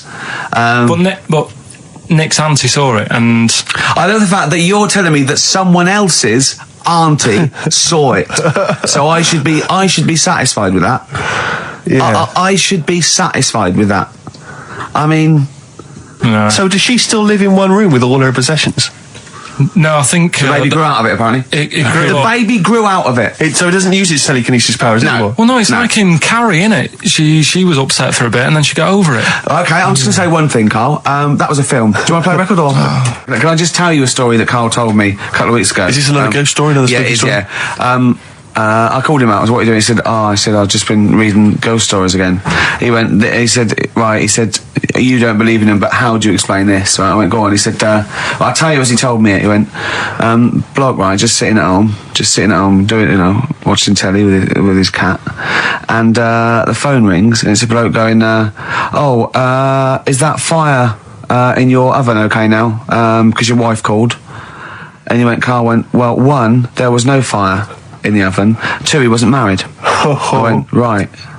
Go on. He went, well, then, right, there was a knock at the door and there was 2 sort of people in sort of white coats and they came and said, we've come about that fire. Your wife called us. He went, 1, there isn't a fire in my oven, and 2, I'm not even married. right? And he said they saw the cat, and they looked at the cat. It looks a bit weird at the cat. The cat kind of nothing. And he said, and then he went back, sat down. Phone rings, and they said, did they sort out the fire in the oven that your wife told us about? Oh. He went, 1, there is no fire in my oven. 2, I haven't got a wife. And Carl went, what do you think of that? I went, that's not it. He went, yeah. I went, That's the end of the story. What? He went, well, how'd you explain that? I went, explain what? I thought he was going to say, a year later we got married, but she died in an oven fire. Right? I thought it was going to be that. And I went, That's what? people winding him up. Yeah, or someone did report a fire oven, and their name was Johnson, and they looked up Johnson, they got the wrong thing, it was the gas board, and they sent around to the wrong person, right? Do you know, he went, yeah. I said, I explained it to him, he went, yeah. Why did they look at the cat funny? Oh, man alive, Carl. This is really weird, right? I was in my house once, right, and the doorbell rang. Yeah. Right, I opened the door, there was no one there. Yeah. Right? And then I looked across the street, right, and there were some kids running away. Yeah. Now, how do you explain that? Yeah. There was another time, right, where, like, I opened the door and there was a bloke goes, you've ordered pizza. I went, I haven't ordered pizza. And I heard my mate upstairs giggling and putting the phone down. Yeah. How do you explain that? Carl, seriously, why did you tell me that story? What did you think that was weird about that? The fact that it was 3 different people.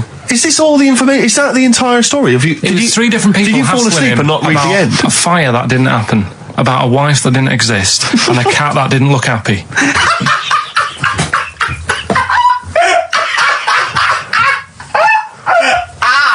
Oh, I'm gonna have a heart attack, Carl. What? I mean, why did they look at the cat funny? Because cats don't like spirits, do they? What? The other blokes were ghosts? Yeah. Yeah, that's it. So these are kind of Beadle About type ghosts. These are ghosts who walk the earth as the undead, just winding people up slightly. That's lovely. That is lovely. Seriously, and a cat Carl, that did not look happy. but seriously, why would ghosts wander around just like winding people up? Oh, Maybe something did happen there years ago. Some fire. Some woman might have died in a house of a fire or something. Yeah. And it sort of all happened again. But Yeah, it's certainly a mystery. if you don't it's a believe- mystery. I mean, I can't. What's this book you were reading? You were reading a book, which is interesting enough. it was the for tea and Times. Oh, Carl. Yeah. Well, I don't know what to say. Carl, let me ask you now. Carl, you will be a little bit unnerved about this. Have you seen the film Jurassic Park? Yeah. You know what happened there? Well, according to the Sun here, it says scientists are planning to clone mammoths for a theme park. Look at his face. Look at that. He looks like a dog caught in the headlights of a car. He's terrified. I love Carl. He sprung to attention Carl. there. Is that the best news you could have? Man moths.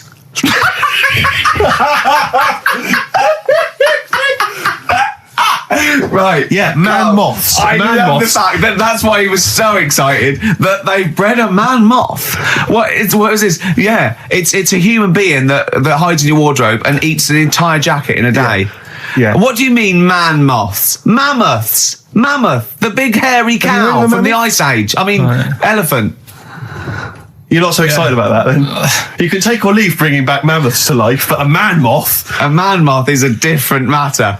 Oh, if we'd have never brought that up, he'd have gone and told someone now. Yeah. You know, they've bred an half man, half moth. This and is that's what how, we that's how mean. things start. This is what we mean when you hear don't- these ghost Are you stories. slightly deaf? Is that it? When you hear these stories, is it? Carl, is English your first language? Are you actually foreign? Is that the thing? yeah. Should we When speak we say slower? foreign, we mean not of this planet. Yeah. Should we speak slower? Would that be a help to you? No, go on. Next What do you one. make of that? Do you think that's Seriously, good? the Do you think idea that's of good to bring back mammoths? prehistoric animals. These giant elephants. They're slow, aren't they? It's not as if they're going to like get out and run fast and they can't capture them. They'd probably be a Like fence, to be elephants, honest, aren't Carl. They'd probably be a fence. they? No, but you're asking it as if like, oh, it could all go wrong, but it couldn't, could it? Well, Really? but the point was about Jurassic Park is they thought it wouldn't go wrong. They thought they had it all under Yeah, but control. that was And Have you learned dinosaurs. nothing from Jurassic Park, Carl? Dinosaurs would say, "Oh, think about it before you do it." But with a hairy elephant, it's not going to. not a concern for you. Would you go along to see him? Would you be interested in that? If it was in the area, He He's great, isn't he? I'd love a queue, Nothing right? impresses No, him. but what I'd like to do is Carl sitting like Yoda in a little cave, and I'd just like to see people like Tony Blair and Stephen Hawkins in a queue, and they go and say, "Carl, got a bit of a problem." And thinking of cloning a man and a moth. Problem? Not an issue. No, if I'm in the area, I might cruise around and have a look at it. Otherwise, just don't send it near my clothes. Oh, that's fantastic. So it's just for a second. What's as the words "man moth" came into your head, how excited were you? I mean, were you both terrified and excited? For the moment when you thought that they'd cloned a man and a moth? I pictured What kind of face did he have? Did he have the moth's head, or was it a man's head? just a little man head. Right. What was his face? What did it look like? He just was like a bit shocked, perplexed. Yeah.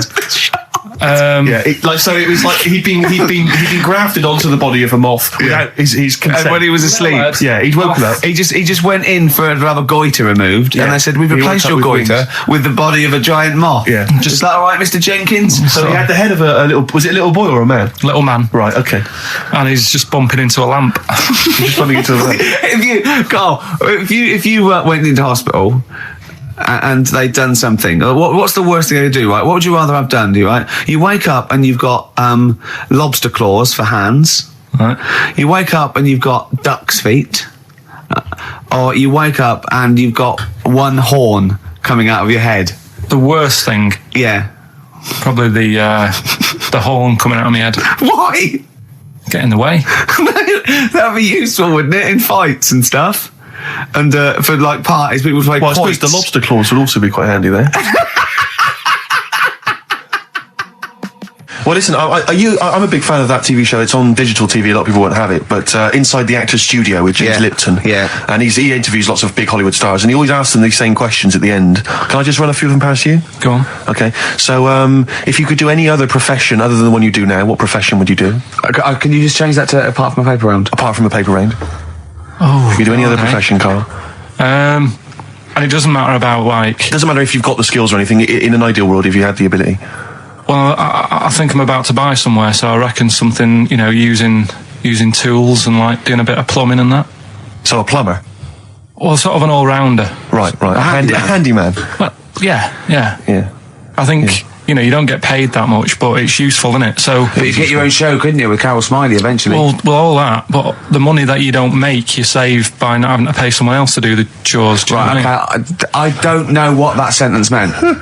Right. No. A plumber, how much is the average plumber on? The money you don't make, you save on not getting someone else to do it. No, just think of that. No, look, break that sentence down. Are there any... Sorry, Rick. Sorry, but people who live in glass houses. Yeah. Anyway, let's just go back to Lipton quickly. We've got a couple to get through here. Sorry, your favourite noise or sound? Favourite sound or noise? Oh, Is it me? no. It's not me. Hang on a minute. It's not me. Are you sure it's not me, Carl? I like Elvis. Noise. Elvis. Elvis. In the ghetto. The sound of Elvis. Elvis in the ghetto. Brilliant. Okay. Yeah. And your least favourite noise or sound? I don't think it should really be records and music. Noises, things that you hear at home or whatever. Maybe like a sound of a The least favourite noise? least favourite. The sound of... Probably like sound of ghosts? fire engines and that. Right. That's annoying. Except if your house was on fire, presumably. I think it's a bit unnecessary.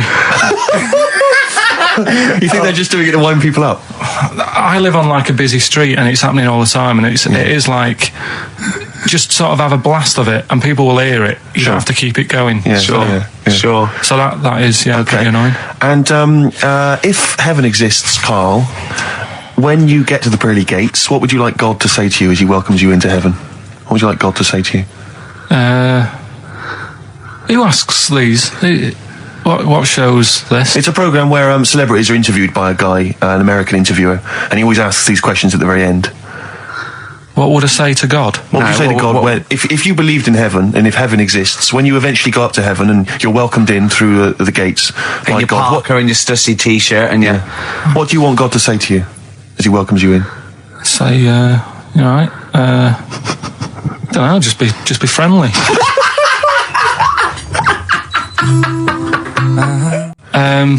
Is this something that happened to a friend of yours, or is this... No, I read about it. You read about it? Okay. There's this little lad, right?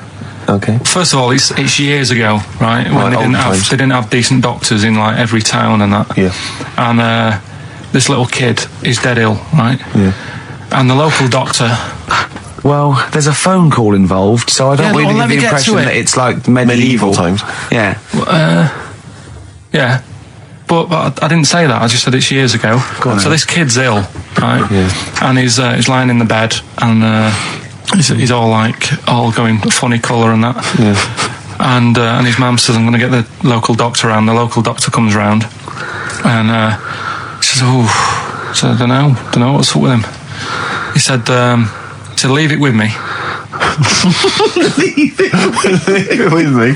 He Well, the doctor said that. I'll have he said I'll phone up a top doctor Okay. who was in America or something like that. And so he goes to the phone in his office and he calls America, and because it's years ago, the phone line isn't that good, it's all crackly and that, right?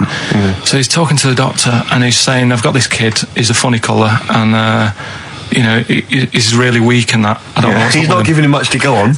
Right? Sure. So the American doctor, right? Yeah. He goes, "Yeah, what you want to do?" And it's all breaking up, right? He goes, "What you got to do? You got to." It's all breaking up. You've got to give him some parrot's blood, right? Some parrot's blood. Well, that's what he thought he said, but the line was really bad. Yeah. He meant parent's blood, but he heard that he said parrot's blood. He said, "Right, I'll do that. Leave it with me." I can see where this is going. He goes to a pet shop. Yeah. He says, "Give us like half a dozen parrots." Sure. Takes them round to the kid's house. Takes the blood from the parrots, puts it into the kid. Kid's fine. The kid's fine. I've never It worked. such a load of shite in my life. I've never heard such twaddle, such just made up, enhanced, exaggerated bollocks in my A life. load of old rubbish, Carl. I mean, when he told me this, he said, the doctor said, "What do I do?" And the doctor on the other end said, "Give him some blood." And the doctor went, "Where do I get blood from?" So hang on, wait. I just need to. Where do I get blood from? From his. Give him some parents' blood. Give him some parents' blood. Give him some parents' blood. Yeah. But hang on, I just need to know where you read this. Carl. Where was this? Where did I you read stitched this? you up. You know what he said? He said, "So do you believe it?" I went, "Tell it to Steve." He went, "Do you believe it?" I went, "Tell it to Steve." Carl. where did you read it? That was on the internet. What? About Where is illnesses. it on the internet? Where, I'm what always web looking at pages? stuff. I was looking at stuff this morning because of Yoragella last night. eating all that funny food and that, and also they all got a bit scared last night, didn't they, with a snake? I didn't see that. So is this I'm a Celebrity, Get Me Out of Here? Yeah, he got all worried about a snake getting on the sort of wandering about in between the sleeping bags and stuff. Yeah. And they were all scared, and it's so Leave easy. it with me. Sorry, the doctor says, "Leave it with me." Yeah. Leave it with me.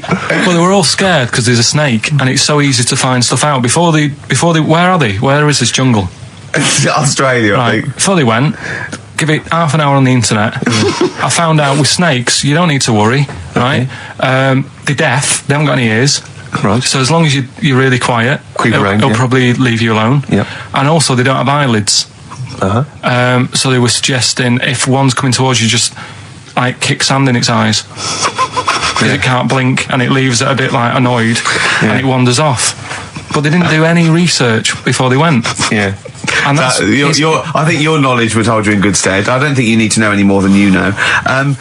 Carl's getting very excited, as we all are, about his new. Should we let him do a little taster for us? Well, I'm very excited about it. I mean, So the gist of it, what is it? What is it exactly? Is Right. it a game show or is it a competition? It's just I just thought it's something that you can play, and also people at home can take part in it. now, would they phone in about this, or they can just play at home while they're listening? They can just play at home. Okay. You mean we haven't got any prizes? No, there isn't. No, I think we could get him to phone in, maybe. Well, I don't know. Let's hear the game idea Yeah. first. Right, it's music related, Okay. Good. and what I do is I sort of tell a little story, Okay. and that story makes up a song title. All right. Well, it sounds ambitious. So Is it a cryptic clue? Could be. Say like this, right? Oh, dearie me. Oh, dearie me. Say like this. Right. This woman, right, she's pregnant. You know the answer to this one, so don't be saying anything. This Okay. is just aimed at Steve. Okay. Right. This woman has a baby. Yeah. She's pregnant, has a baby, and the doctor's there in the hospital, going, "Oh yeah, you've got a lovely little baby Oh, here. you told me that this is... Oh, this guy. Got a lovely little baby. It's just coming out now. You'll be able to see it in a minute, and it's like covered in gunk and stuff. Yeah. And he's going, yeah, it's nearly here. It's coming out. I see its little head and that, and he gets hold of it, and it's full of all this gunk, right? The baby's full of gunk. Yeah, like the Covered in gunk or full of gunk? covered in it. Right. And he goes, here you go, get hold of your baby, and he drops it. Right. What song's that? There's so much irrelevance there, Steve. I can't tell you. It's not a cryptic clue. It's not a cryptic clue. Because only... I mean, the gist of it is relevant. That isn't the best one. That's just... Right. I mean, there is just... There's things there that you were dwelling on and thinking of pun. Don't. Just go for gut instinct. What was it? What was that? Right, I just need to try and get the basics of this. There's a woman, she's pregnant, she has a baby. Yeah. The baby's covered in gunk. Yeah. Right. And because of the gunk, the doctor drops the baby. Yeah. And that's all I need to know. Yeah, that is all you need to know. Yeah. The pregnancy is largely irrelevant. Okay, what are the key elements? It's the birth and the doctor dropping it that are the irrelevant. The The relevant birth thing. and the dropping of the baby. I've absolutely no idea. I can't even begin to guess. Think about what's happened here. Oh, Carl, She's had a baby, the doctor's trying to deliver it, he's saying it's a nice little baby you've got here. This is all irrelevant. This is all irrelevant. Right, let me tell you this. So just to be fair to Steve, so he can get into your mind. Right, this is not a traditional cryptic clue, logical problem. Or this is Carl. What song am I thinking of? Right, that is Underworld, Born Slippy. I have to say, actually, that makes textbook sense. Yeah. No, that does actually. No, I'm sorry. Do you like all the story about it's all right, you can see it in a minute. Oh, it's just covered in gunk. Yeah. No, I agree there is some extraneous detail, Yeah, but I have to say that Born was good because it was. That's the look of it. Was Yeah. Born was good. Yeah. and Born Slippy, no, I was quite impressed by that, Carl. I have to say, no, to be fair to you, I'm not just patronising you. Oh, well, wow. I actually think that was really good, and I disrespect Ricky Gervais for slagging that off, because I actually think that was quite Well, good. let's go ahead with it then.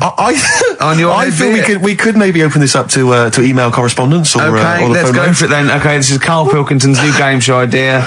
It's Just what's the song? Karl Pilkington presents What's the Song? Ladies and gentlemen, please welcome to the stage Mr. Karl Pilkington. and Karl Pilkington with his brand new show, What's the Song? What song am I thinking? No, I mean, You're nervous about this, aren't you, Rick? I am. You're worried. Well, because I've heard some of these clues before, I have and to say, they're ramblings. Sometimes they're close to ramblings of a fool. Right, and it really is like those. What am I thinking? Yeah.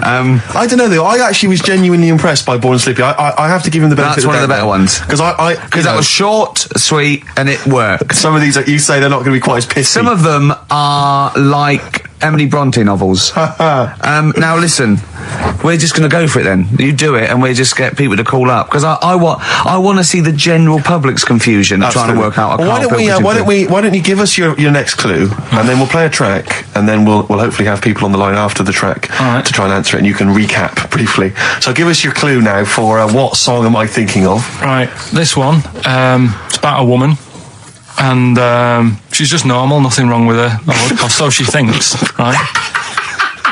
But there's the twist. Is this like the Tales of the Unexpected? And she's got she's got her mates, and she's having a normal life, having a good time and that, and then this thing happens, right?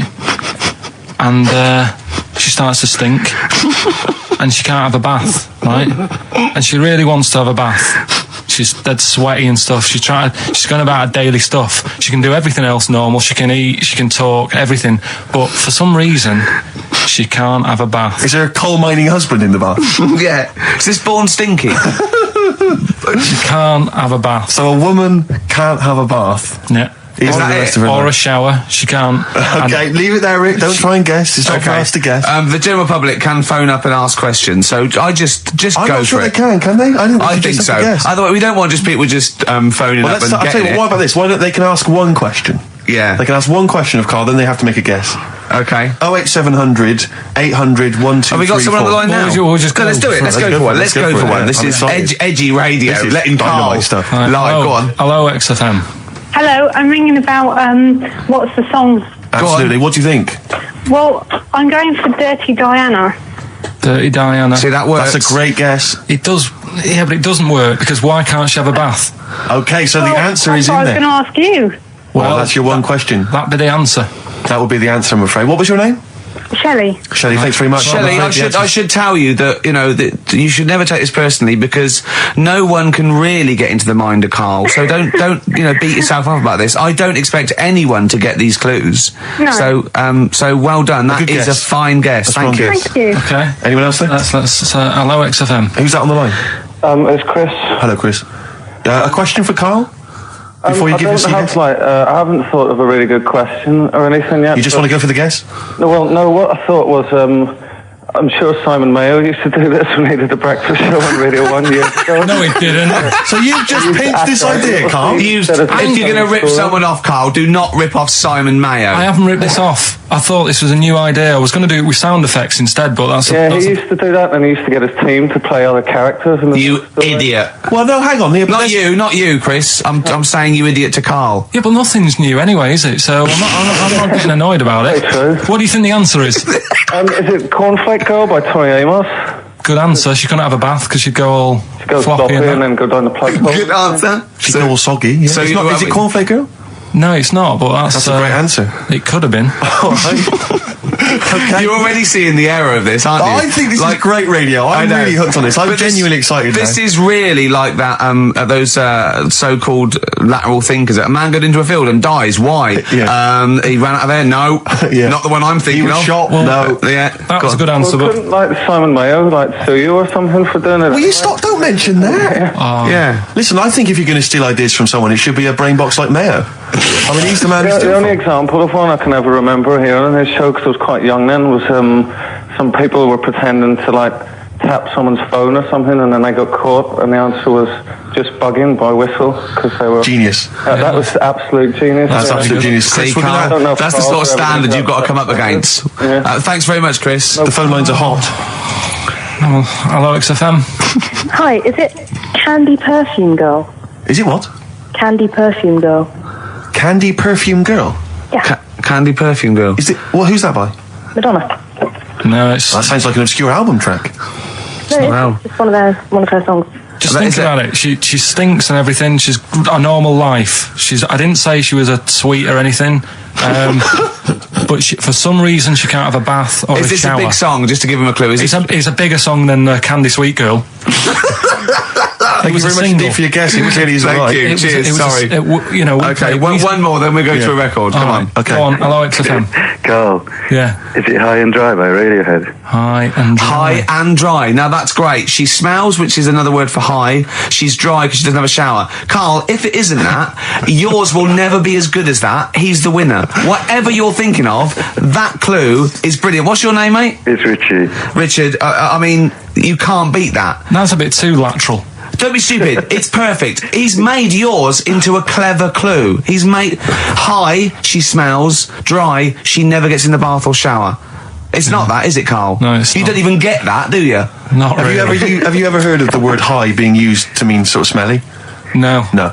Oh, what? That was where you went wrong there, mate. Richard, I'm declaring you the winner, even though that isn't the I answer. don't think Thank we you. should give up this early. Can we Rick. just What? let's play a song and, Let's play a and song. give it one more chance because Yeah. if people think about it, it is really easy. I'm not going to find out the answer now because I've got to go out. Okay, we'll do it very quickly. Stay in for 10 minutes. We're just going to play a new Coldplay track out. Okay, let's hear Brilliant. Coldplay and then we'll come Cheers. back with this. Coldplay, One I Love. That's for Nick, Neil, Olivia in Tower Bridge. Absolutely, and also Nikki from Bromley who emailed in. She's enjoying the show and she wanted a bit of Coldplay. That's the B-side of the current single. This is In a My great Place. show, isn't it? We've got great music, we've Great got music. laughs, tears, we've got requests, we've got Simon Mayo games. Yeah. It's a bit. It's just like Radio 1 for less Exactly. people. Exactly. Radio 1 for less people.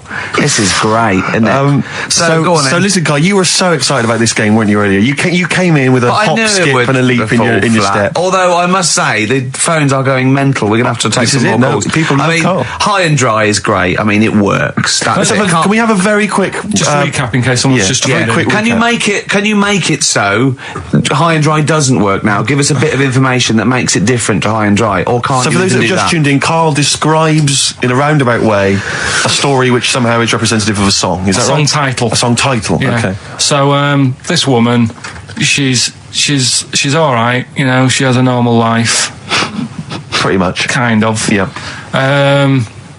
There's probably a few things actually that she can't do thinking about it. But the main problem would be having a wash or having a bath or having a shower. Yeah. Maybe going for a swim thinking about it. Right. Let's go. I think water is the clue, isn't it? That's the clue. Alright, so Who's that on the line? Hi there, it's Mark. Hello, Mark. Hi, Mark. Right, What do you it think? smells like Teen Spirit, Nirvana. No, it's not. That's a great guess. Smells like Teen Spirit again. It's also No. brilliant. Thank you, Mark. Well done. No, it's not that. Alright. Hello, XFM. Oh, that's a dodgy mobile. Oh, that's a bit of a clue. A dodgy Hello, mobile. XFM. Oh, they've just given up. They've all been going for Smells Like Teen Spirit. They just hung up. Hello, XFM. Hi, is it, She's Electric? Excellent. She's electric. It makes sense. That's fantastic. Oasis, Carl. she's electric. Why does she smell? Because she doesn't have a bath and that. Because she can't have a bath or a shower. What's your name? Neil. Neil So got does it. that? So Neil got it. So, did you get it straight away? No, only, during the song. A process of elimination from all the other wrong answers. Yeah, basically. So, she's electric. Rick, I have to say, you're holding your head in your hands, and it looks like you want to shoot off. But I have to say, I thought that was quite good. I genuinely thought that was quite good. But it's not a cryptic clue, is it? Because it's not. She smells. There's a few things you can't do. She's electric. yeah, but do you understand what I'm getting at? She's electric. I always understand what you're getting at, Carl. That's never been a problem in the years I've known you. Neil got it. Yeah. She's I have to electric. say, Rick, I think you're down on this idea. I could definitely see that. ITV1 replacing I'm a Celebrity, Get Me Out of Here. Karl Pilkington hosting. Simon Mayo on the phone Exactly. to the lawyers. Well, Neil, there's no prizes or anything, but well done. Well done. That was well worth it. Right. Well, you go away with the award in the knowledge that you've beaten Carl. Yeah. You can secure the knowledge that you thought how Carl does. Absolutely. Well done, Neil. So let's take us back a few steps, Carl. What's the story? Right, so I did some research. Right. Let's just recap again. There was a guy you read about who had his head chopped off. He was guillotined. Yeah. He had said to the people around him, Count my I am going blinks. to blink once I've had my head cut off to So show the that brain life, can still... or the brain Yeah. can continue to work after, Yeah. after Yeah. death. Okay, so yeah, we queried that. So you weren't having any of it? Well, no, possibly for a few seconds till the oxygen stops being fed to the cells because the blood has drained away. But, nothing spectacular. So Right, go on. well, along the similar sort of lines, right? This is quite a few years ago. This fella sort of upset the royal family doing something, right? So they said that this isn't good. Wasn't Ben Oughton at that Jubilee thing, was it? I can't remember what it was, and they said, right, That was terrible. we're gonna cut your head off. You gotta show people like you can't be doing what you've been doing. What was this, the 1970s? When you say a couple of years ago, you mean maybe sort of... Was it the olden days when the phones weren't very good? Ages ago. Yeah. Ages ago, sure. So yeah, fair enough. Yeah. So Very philosophical. Yeah, imagine that when you wasn't here Take your head off. This was literally ages ago. Yeah, exactly. Yeah, go Simon on. Sharma's History of Britain. Yeah. Oh, So- and even before that, which is yonks before, when it was all mental and different.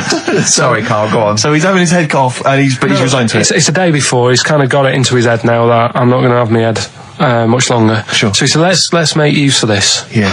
He said, I wonder how long the body can stay alive without my head on it, right? So they were like, I don't know. So Hoover. so The jailers? whoever he was asking. These jailers with one eye. Yeah. Get out, pants. So he said, No, wait a minute, I've got an interesting scientific experiment, jailer. Well, Yeah. fair enough. What is it? So he said, what I want to do, right? He said, surely it's my last right. I'm going to be dead tomorrow. Sure. So let's He do a didn't draw test. it out this long, did he? Yeah, he said, let's test this out. He said, do us a favour. He said, it's my last day.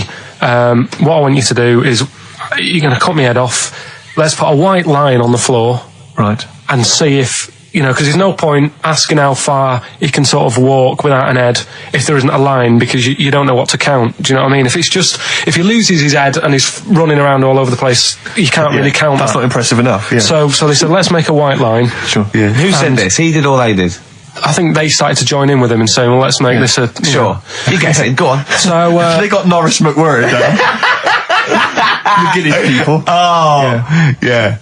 So they said, let's get this white line. Yeah. And Dedication's all you need. we'll do this tomorrow. And he said, all right, then I'll see you in the morning. So we go- I'll see you in the morning. Night, sleep tight. Bye. I love the fact that Carl knows exactly what was said. Oh, that's beautiful. Yeah, he doesn't know the story or what order it is in or when But it he was. knows exactly what or was who said. said what, but he knows the intricacies. All right then, see you in the morning. Bye, little kissy. Oh, I'm not like that. Oh, you joker. Don't let the bed bugs fly. Yeah, anyway. So he gets up. Do you want a paper tomorrow? No, I'm alright. Go on. He gets up and they say, right, you know, today's the day and that. And he said, well, you know, I've got used to the idea. So here's a white line for you. Got used to the idea. Go on. So they go, right, you ready then? And he said, I go on. And they cut his head off. And the body walked 32 steps without a head. Wow. 32 steps. Incredible.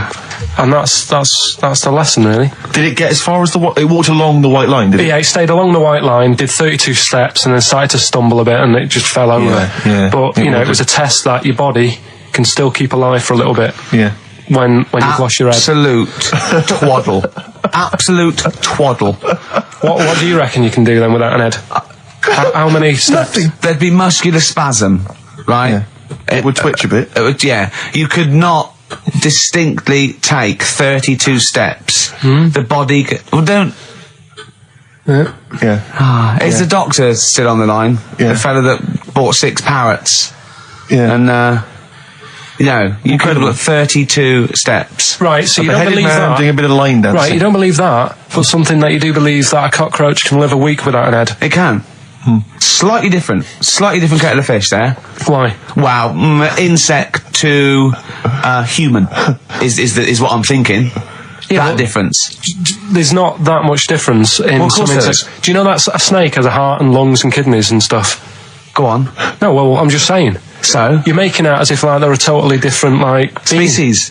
I am making out. I mean, call me old-fashioned. Do you know what you're talking about? I don't want you embarrassing yourself, Nick. Yeah, I am suggesting they're totally different beings. Yeah, that is. Yeah. Now, Carl, the cockroach is a very different thing. The interesting there is that it lives without its head, because a lot of it's on. There's some of them are phototropic, chemotropic. Some of them just literally have irritation and muscle memory. I mean, they do have a central nervous system, but it's very different. So if you lose the head, it bypasses a lot of that anyway. All this is running around. The reason it dies is because it can't take on water. But it's very different to a man, right, having consciousness and then losing that. And the body's still going, no, I think I remember what I was going to do here. Yeah, so I'm going to carefully walk 32 steps along this white line. Imagine you just looking down going, oh, missed a bit. Yeah. Maybe the head was in the corner going, left, left, left. Oh, he's now. Well, let's just put it out. I mean, if anyone listening has maybe had a relative beheaded, maybe in a horrendous car accident, but they got up, maybe they went for a walk, they had a little chat. Oh dear, Carl. Get in touch. Carl, you are my favourite being. You are my favourite species. Now, you, Carl, may not be particularly different genetically from a cockroach. You are. Why can cockroaches do that? Why whoever made them went? Let's play a record. Do you know what? When I told him this fact, I send him little facts on text messages just to inflame his, interest. I just sent him a cockroach can live 9 days without its head. He texted back, "What's the point of that?" Yeah. What's the point of They're that? not doing experiments. These cockroaches. It's a boring last week to have. And he went, and on top of all that, you're thirsty. So it's the worst week of your life, isn't it? That week without your head. Play a record. Carl. Competition time next. Oh, look at his little face. Look at his little You've not heard face. Carl's competition. Oh, he could do without an head. You've got a real problem with Rick Waller, haven't you? I just, And he turns my stomach. I know, but don't... Because he's arrogant as well, though. Exactly. That's the problem. To explain to people that... No, you he know, is a bit arrogant. It's his whole thing that it's the whole package, so to speak, that you don't Well, like. there's another thing in this quote, because it's not just the fact that he eats too much. He tried apparently to lose some weight, and he said the first month I lost 11 pounds, the next I lost a stone, but in the third my body did somersaults and I put on 9 pounds. I had a slip up. I can't say when, why, or how, but it just sneaked up on me. Yeah. I don't believe it. Yeah. Don't believe it just sneaked up on me. That body's never done a somersault in its life. No. It just sneaked up on him. Me, yeah. It was the cakes again. Yeah. It was the same old cakes as before. It was exactly the same problem. Sleep eating. Yeah. It's called. It was the KFC bucket again. It was the family-sized KFC bucket for breakfast. Dear. Poor man. The other thing is that I don't think that's a very good shock tactic for a doctor to tell a 20-something, well, to be honest, you've got 20 years to live. Yeah. That's not, you know, and when I was 20, the thought of dying at 40 was fine. Yeah. I didn't want to live to 40. I just thought, what can you do when you're 40? Yeah. Just laying around doing nothing. Eating cheese. And then you got there and you discovered... No, but someone said... The dream came true. Sophie here sent me something and she said, I realise you're not Graham Norton, but I had to send you this. And she sent me the top of a little cream cheesy thing. And it's the brand name is Gervais. Oh, what that is? Have you been... They've named a cheese after you. I think it's a big French company, and this is from the Czech Republic. It's all over Europe, and so that would be a dream come true, wouldn't it? If they named a cheese after you? No, I think it's probably ancestors, and so I've cheeses in my blood. Sure, quite literally. It literally is. Yeah. Another heavy Friday night, was it? It comes out of pores like those Play-Doh things. Yeah. I can squeeze out different shapes. Jay, bring the Stilton in. It's Friday night. This isn't fried. Exactly. But yeah, so we can't really have a go at Rick Waller. I eat too much, but but you're not big. I mean, one of the other contestants on the Fat Club, Celebrity Fat Club, is another one is Jono Coleman. Oh, we love Jono. Now Jono, I don't know, you know Jono. He's that guy who does. He used to be on TV, and I think he does a breakfast show on a rival station, doesn't he? He's happy, isn't he? He's so true, and he's a really nice bloke, Jono. But it's funny because he does a breakfast show on Heart, which is wrecking his own. There's a bit of irony. Oh, I love Carl.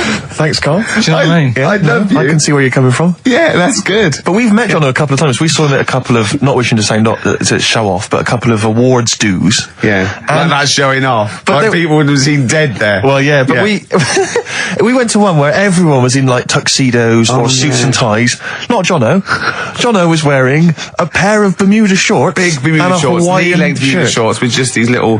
But I saw him again another time, and he had shorts on at a similar event, and I've seen him since in the street, and he's all. I'm wondering if he can wear trousers. I don't think he can actually wear trousers. I don't know if there's a medical reason for that, whether he's just, his legs are too fat. I think the material is a waste of money. I think it's just that you can get shorts that big and they're comfortable, and, I mean, to be quite honest, I don't want to squeeze into a tuxedo anyway. So, if you can go, I'd love to turn up those things in Bermuda shorts. Well, of course. Flip-flops. But do you think he started off by wearing, maybe he just had the upper half was a tuxedo with the tie and then the shorts and the shorts underneath, and he would just have to come in, kind of sneak behind, a sideboard. Potted plant. Or a potted plant, or bring his kids ahead of him. Yeah. You are wearing trousers, aren't you? You're wearing trousers. Of course I am, yeah. In you go. Kids move a bit. Well, no. Exactly. Of course I'm wearing trousers. Why would I? Wearing trousers. And they just thought, this isn't fooling anyone. So now I'm going to make a wacky effort to sort of, The next stone is, I've heard he's going in a grass skirt and a garland around his, and he's going to come in limboing. But you did ask if you could go to the BAFTAs in a dressing gown, didn't you? Just for ease. Yeah. Right, is this talking about diets and stuff, right? Go on. They've come up with a drug that, they tested it out on a mouse, right?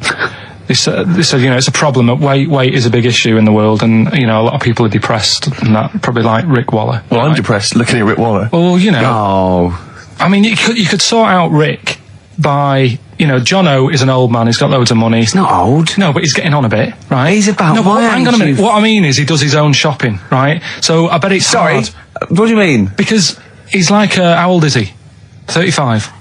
Right, he's got loads of money. He does his own shopping. So when he goes to the supermarket and he passes, the sponge cake section, it must be tough when you've got loads of money to burn that you go, just one more. Yeah. One more. Look, we are getting close to libel here, I think. No. But I'm saying how it is, because I've tried losing a little bit of weight. Have you? And it is difficult when you're in Waitrose and you see a little chocolate muffin and you think, well, one more and I'll do without. Do you like a little chocolate muffin now and again? Yeah, right. Is that your favourite thing? So the thing is, let him finish his point. So the thing is, right, now with Rick, he lives at home with his mum. So why doesn't his mum just say, I'm going to buy less this week, and if you eat it all, you're not getting any more? Yeah.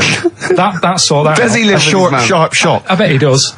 I bet he does. So you don't actually know if this is true or not. No, but anyway, right? So this drug they've come up with. They've tested this on mice, haven't they? They've tested I'm worried if they haven't tested it on mice. Thank God for that. It's definitely been tested on mice. Definitely. They fed a mouse a load of cake. Yeah. Right? And it went a little bit chubby, and he said, right, stop a minute. And then they gave it this drug that makes you lose weight. Yeah. And its weight went down, but the only bad side effect was its eyes were popping out.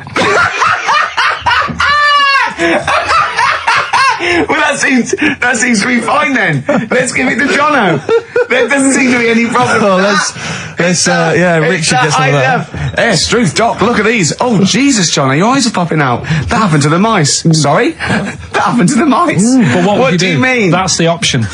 What do you mean that's the option? So I love the fact that your choice is either be like a fat, happy man who has the odd sponge cake, or a stick man with eyes on stalks. I mean, Steve's chosen that. All right, calm down. I thought we were slagging off Rick Waller and fat people. Sorry, Let's mate. have a go at the fat people before we start on me, really. Yeah, no, I didn't. I forgot. I mean, it's like... Yeah. Because I've got some issues and body issues. I know. But Rick Waller's grotesque, you know. Yeah, sorry about I'm that. just a little bit weird. I mean, do you know what I mean? Yeah, should we play a song? And Well, I'm just a little bit offended. That's upsetting.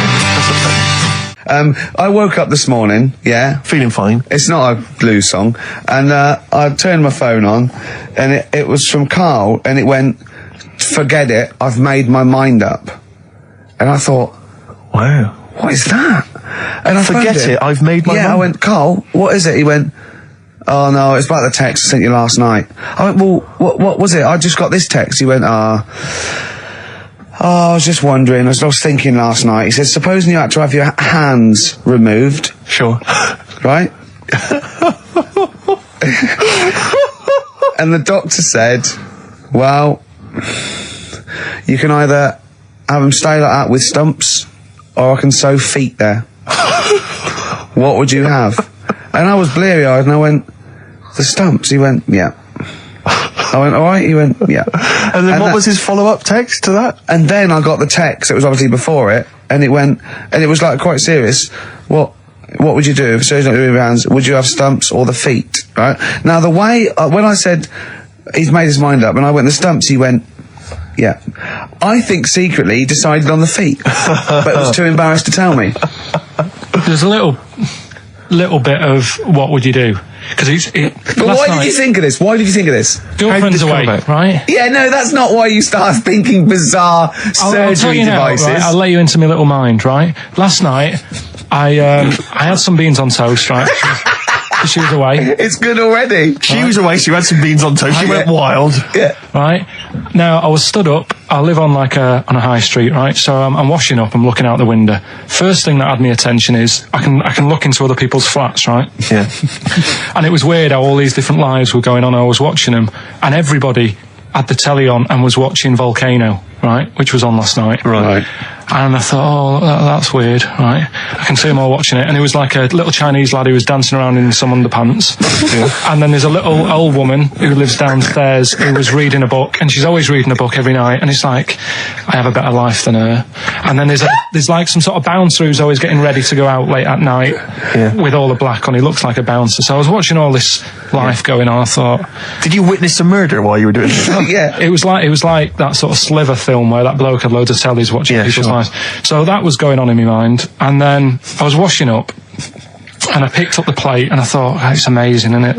The human body, the way you can just sort of, you know, I want to pick that up, and you do. Yeah. And the way your hands work, right? You've got 5 little digits, but it's just the right amount to do to do what you've got to do, right? So I'm cleaning the plate. Sorry, Karl, stop. It's just the right amount. Might be one of the most genius things I've ever heard said. I would love David Attenborough to phone you up and say, Karl, how do I word this about the evolution of the mammalian front limb? Just go, we'll just say it's the right amount. But it is. It is. One Of course extra it would is. get in the way. Yeah. And one less would just make it that little bit more tricky when picking up a bit of a slippery dish. Sure, or buying gloves.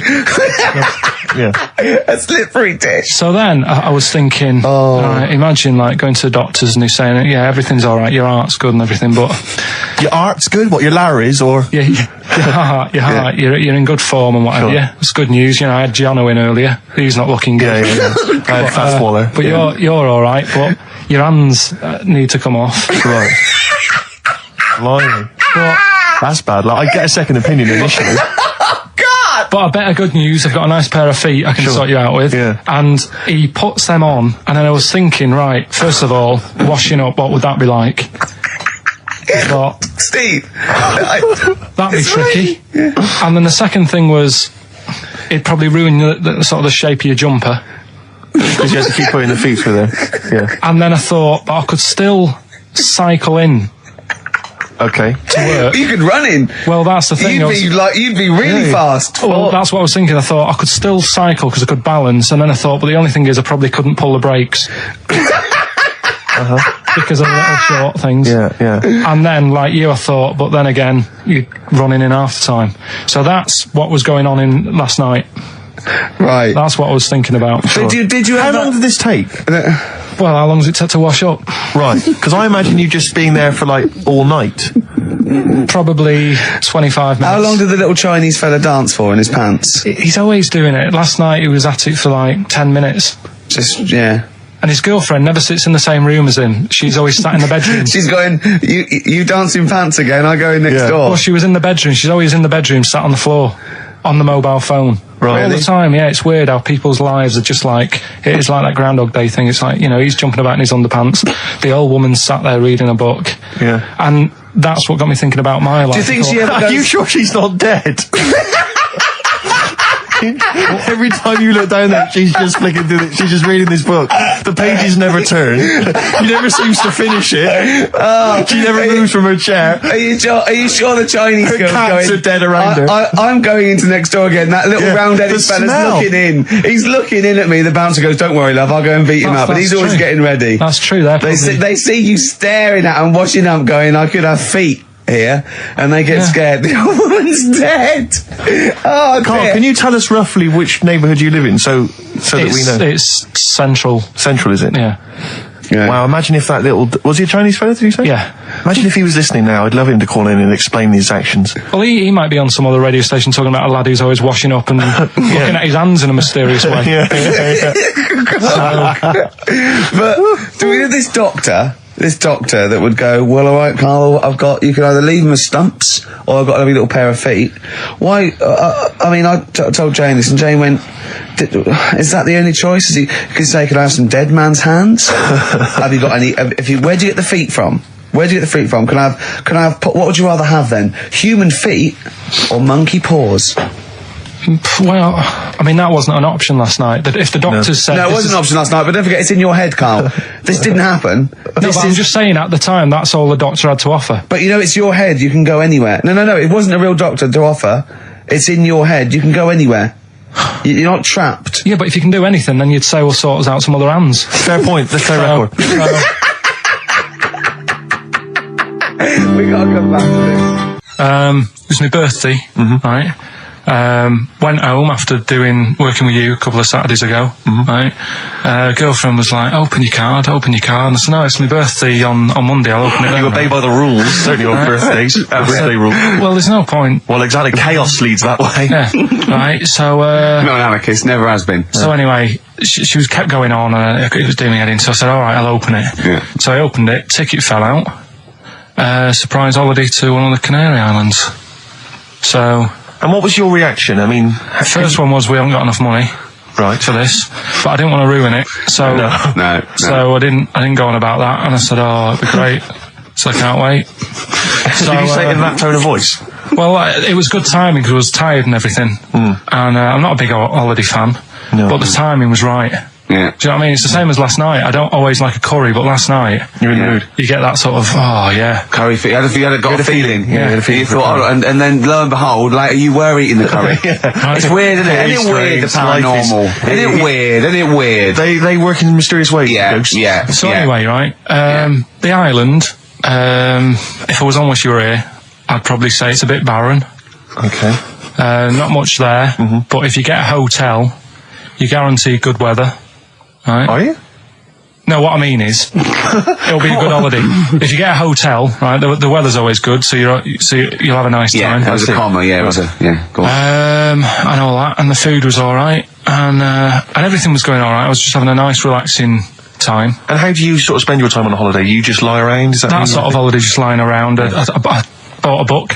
You bought a book? Yeah. Okay, ghosts? No, it was short stories, right? It About was like, ghosts? no, it was about like special days in our time and time before me and stuff. Oh, yeah. And it was like, it was telling you about how in, I think it was 1814, the Thames frozen up. Yeah. And all these stories are told by eyewitnesses. Yeah. Right? So there's some fella who was around in 1814 and the Thames was frozen and people used to put market stalls on there and they'd do the shopping. It was like like an Oxford Street. Was that Mad Liar Charlie?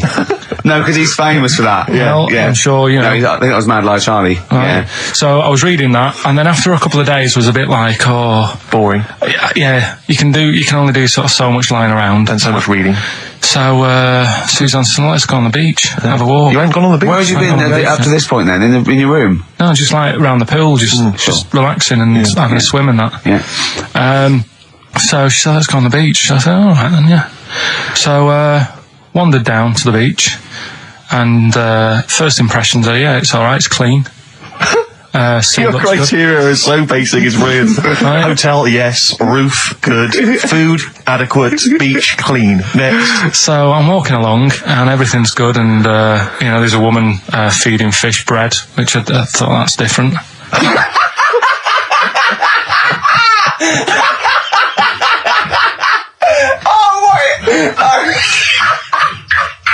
I love that. He likes originality. He loves a bit of originality. He was feeding fish bread? This woman was there, like, up to her knees in water. Yeah. And she was stood Was there. that a sea? Chucking, yeah. Oh, right, good. Chucking this bread, and I thought, what's she doing? And I stood there and watched for a minute, and there was little fish coming up, having the bread. I thought, So we carried on walking, and everything's going well, and then this fella comes towards me. Everything's going well. Yeah, that's I haven't fallen over. Clean feeding bread. 2 points for originality. Fella comes walking towards me. Oi, oi. He's only got no pants on. Oh. So I said, Suzanne, what's going on? What did he turn to her? Like she knows more than him. So she said, oh, yeah, it's, she said, yeah, it's a nudity. Is this going to be a long story? Could you pour that coffee? Can you give me that coffee over? Sorry, this is really bad. Yeah, because he's poured... Thank you. Just amuse yourselves while we sort the coffee. Thank you very much. Dave, do you want I'll have a cup of coffee, Carl. Thanks, yeah, cheers. Cold. Right, good. Okay. So... Great. Thank you. So she said, yeah, it's a nudist beach. So I said, well, why, what? I said, we're all it's all mixed up. Normally on a nudist beach, it's a nudist beach and you don't go wandering on there when you get your clothes on and that. So it annoyed me a bit, because there wasn't any signs. So this fella's getting closer. Well, the knob out was a sign. Yeah. Right, so he's getting closer. And he walked past me, it was an old fella. And he walked past and he had a hat on and a little pipe and a big rucksack on his back. Right, so he got me thinking. Not strictly naked. I'm walking along and I'm thinking, right, why do people want to do this?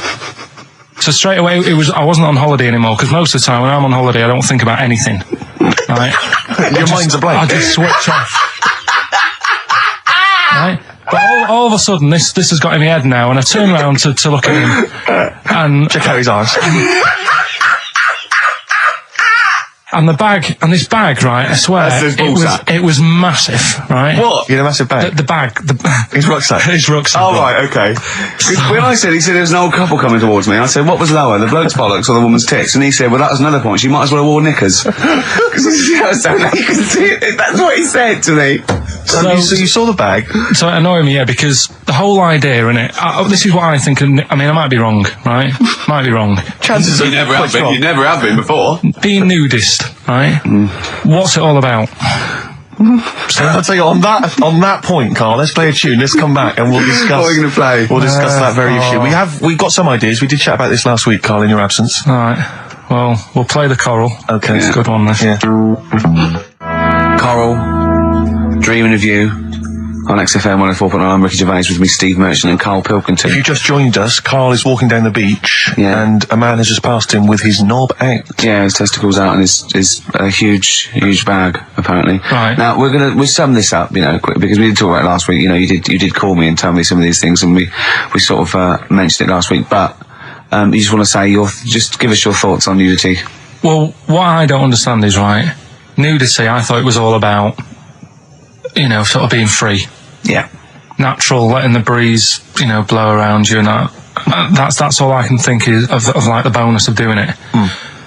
But you can get that by just having a pair of shorts on, right? Because I'm not one for getting my kit off. It's just something a bit weird about it, isn't it? Normally, if I go for a walk on the beach, I'll put a shirt on. Sure. But leave it unbuttoned. Yeah. Oh, right, yeah, tease the ladies, sure. Do you know what I mean? Yeah. But it just feels a bit weird. So it's best to cover your back anyway, because the sun... Yeah. and all Good that. advice, yeah.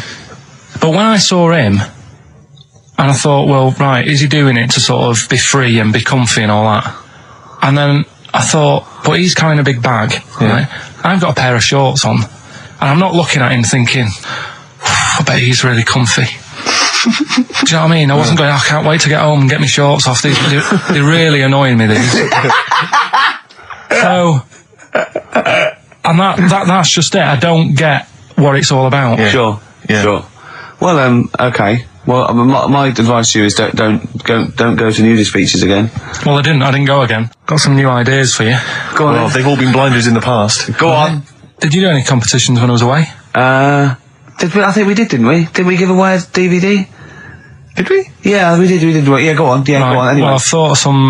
This isn't like radio, is it, as we know it? This is just people talking. If the mic's on, it's luck. Yeah. If anyone's listening, I've no idea what they think of this show. It's not a show. Not in the traditional sense. No. Okay, then you're going to change with that kind. Because a show suggests a certain form of presentation, Yeah. a certain pride, And when we do present and dare I say, some planning. yeah, and when we do, it's ruined by pressing the wrong button. Yeah. Yeah, but I've got some planning here. Go on then.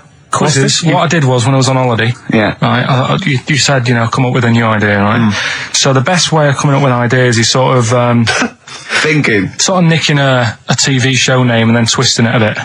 Yeah. So... Or just rip off Simon Mayo's idea completely. That's good advice for anyone out there. I didn't... yeah. If you're interested in ideas. See, Carl is presently running a course writing for TV. Yeah.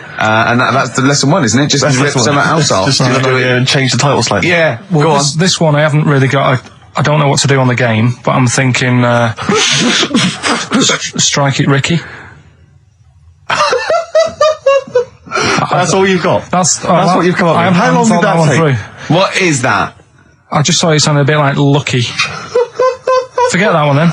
Yeah, forget that one. Okay, yeah, well, no, good. No, we all have hits of this. Even Spielberg's, not all his films, can hit the. Go on. Right. No, okay, no, it's a good. Go on. Yeah. Remember Big Brother? Yeah. Do I remember Big Brother? No, go on. Big Mother, right? You call in. If your mum's heavy, you win a CD. What do you mean? How can you prove that? Alright, forget that. Right, here's one. Right, ER. Good one. No. Yeah. No. The Price is Right, remember that? Yeah. Right? The Price is Ricky? No. The rice is right. And what I do, I read from an Indian menu and a Chinese menu. You tell me whether you have pilau or egg fried. He's a genius, isn't he? He really is a modern. That one. Go on then. Let's go into this one. Let's not cross this off right away. Go on then. What you read from what?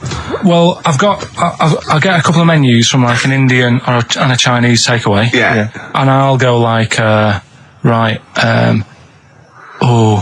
chicken korma. Well, could I just suggest that as it's an Indian, it'll be pilau, and anything you read out that is... Yeah, but you don't know which one I'm reading from. What, the chicken korma's Indian, isn't it? Yeah, so you go pilau. But then Well, then you might as well say Indian or Chinese. No, because then the name wouldn't work. The rice is right. Okay, yeah, I forgot you're working for the title backwards, aren't you? Okay, yeah. I'm so confused. I don't know where I am or what day it is. A programme that they've been in on Channel 4, right? Can you cross that out? We're not doing the Rice is Right either. I don't understand the Rice is Right. No, go on. I'll tell you that later. We'll have a game in the office, right? a game that they've been in on Channel 4, but has got really big viewing figures. Well, obviously not. Right. Or they wouldn't be bidding it. Go on. Do you know 15 to 1? Yeah. They're getting rid of that, right? Are they? I'm thinking 15 Taiwan. Get some items that are made in Taiwan, right? Get 15 items, and I say what they are, and then you go, oh, I bet it's the vase. Or something. That's the one that's made in Taiwan. Yeah. Just explain that again very quickly. No, don't go. Alright, forget that. Cross it out. 15 Taiwan. Right. Go on. This is the one that I've prepared for, because I think this is lively. daft. This is good. Let's play a tune and let's hear it after that. Oh, God. I'm You very sure? excited. Are we going to play it after that, or are we going to save No, it till- you can explain No, it it's after out. it. I'm very excited. Good to hear that again. It's Oh, fantastic. Waiting on a Friend by the Rolling Stones. Yeah? Go on then, Carl. On XFM 104.9, Ricky Gervais, Steve Merchant, Karl Pilkington. Go on. Right, this one. Remember Blockbusters? Uh-huh. Right, this one is good, and we'll do this one. Rockbusters. And remember how Bob Holness used to give you a letter? Yeah. And it'd give you a question, and the answer to that question is that letter. Yes. Right, well, it works like that. So if I said to you, we'll test it out on you, Steve, right? Right, welcome to the show and that. Hello. Let's play, right? And I say, right, your first one is W. Mm-hmm. And the cryptic clue, because it's done like crosswords. Okay. So not quite like Blockbusters. Well, this young man prepared for his death. And it's a W, so the answer. And it's not always going to be like our sort of music, it can be any sort of music that's out there. So the W is the name of the answer. I understand that, but is the answer always the band name, or is it? Yeah. It's always the band name, is it, or the artist? Yeah. And so would the W be the surname, or would you have both the initials if it was someone's name? Would Elvis Presley be EP? Don't get annoyed, no. Carl. These are questions that I knew would be asked. I know this. You tested it on me, so you've got to tell them. We This need is to the know point. the rules. If it was Elvis, I'd probably do E. No. Give him the answer. Give him the Right, answer. did you hear the clue? No, give me the clue again then. So the letter is It is a W. cryptic clue. It's The clue's W. fine. Listen, but- and the go on. clue is, this young man prepared for his death. This young man prepared for his death. Yeah. This young man prepared for his death. And it's a W. And it's his first name. That's what he needs Well, to see, know. that's the Yeah, but I don't... Well, shouldn't we have the initials? Wouldn't that make it easier? I mean, Yeah, wouldn't- but it didn't do that on Blockbusters. It just had one letter. No, they did. If it was if. The gold run they often had us for 3 or 4. Did they? Letters, yeah. But it was normally just one word. It wouldn't have been a name or something. All right, then. W. W-Y.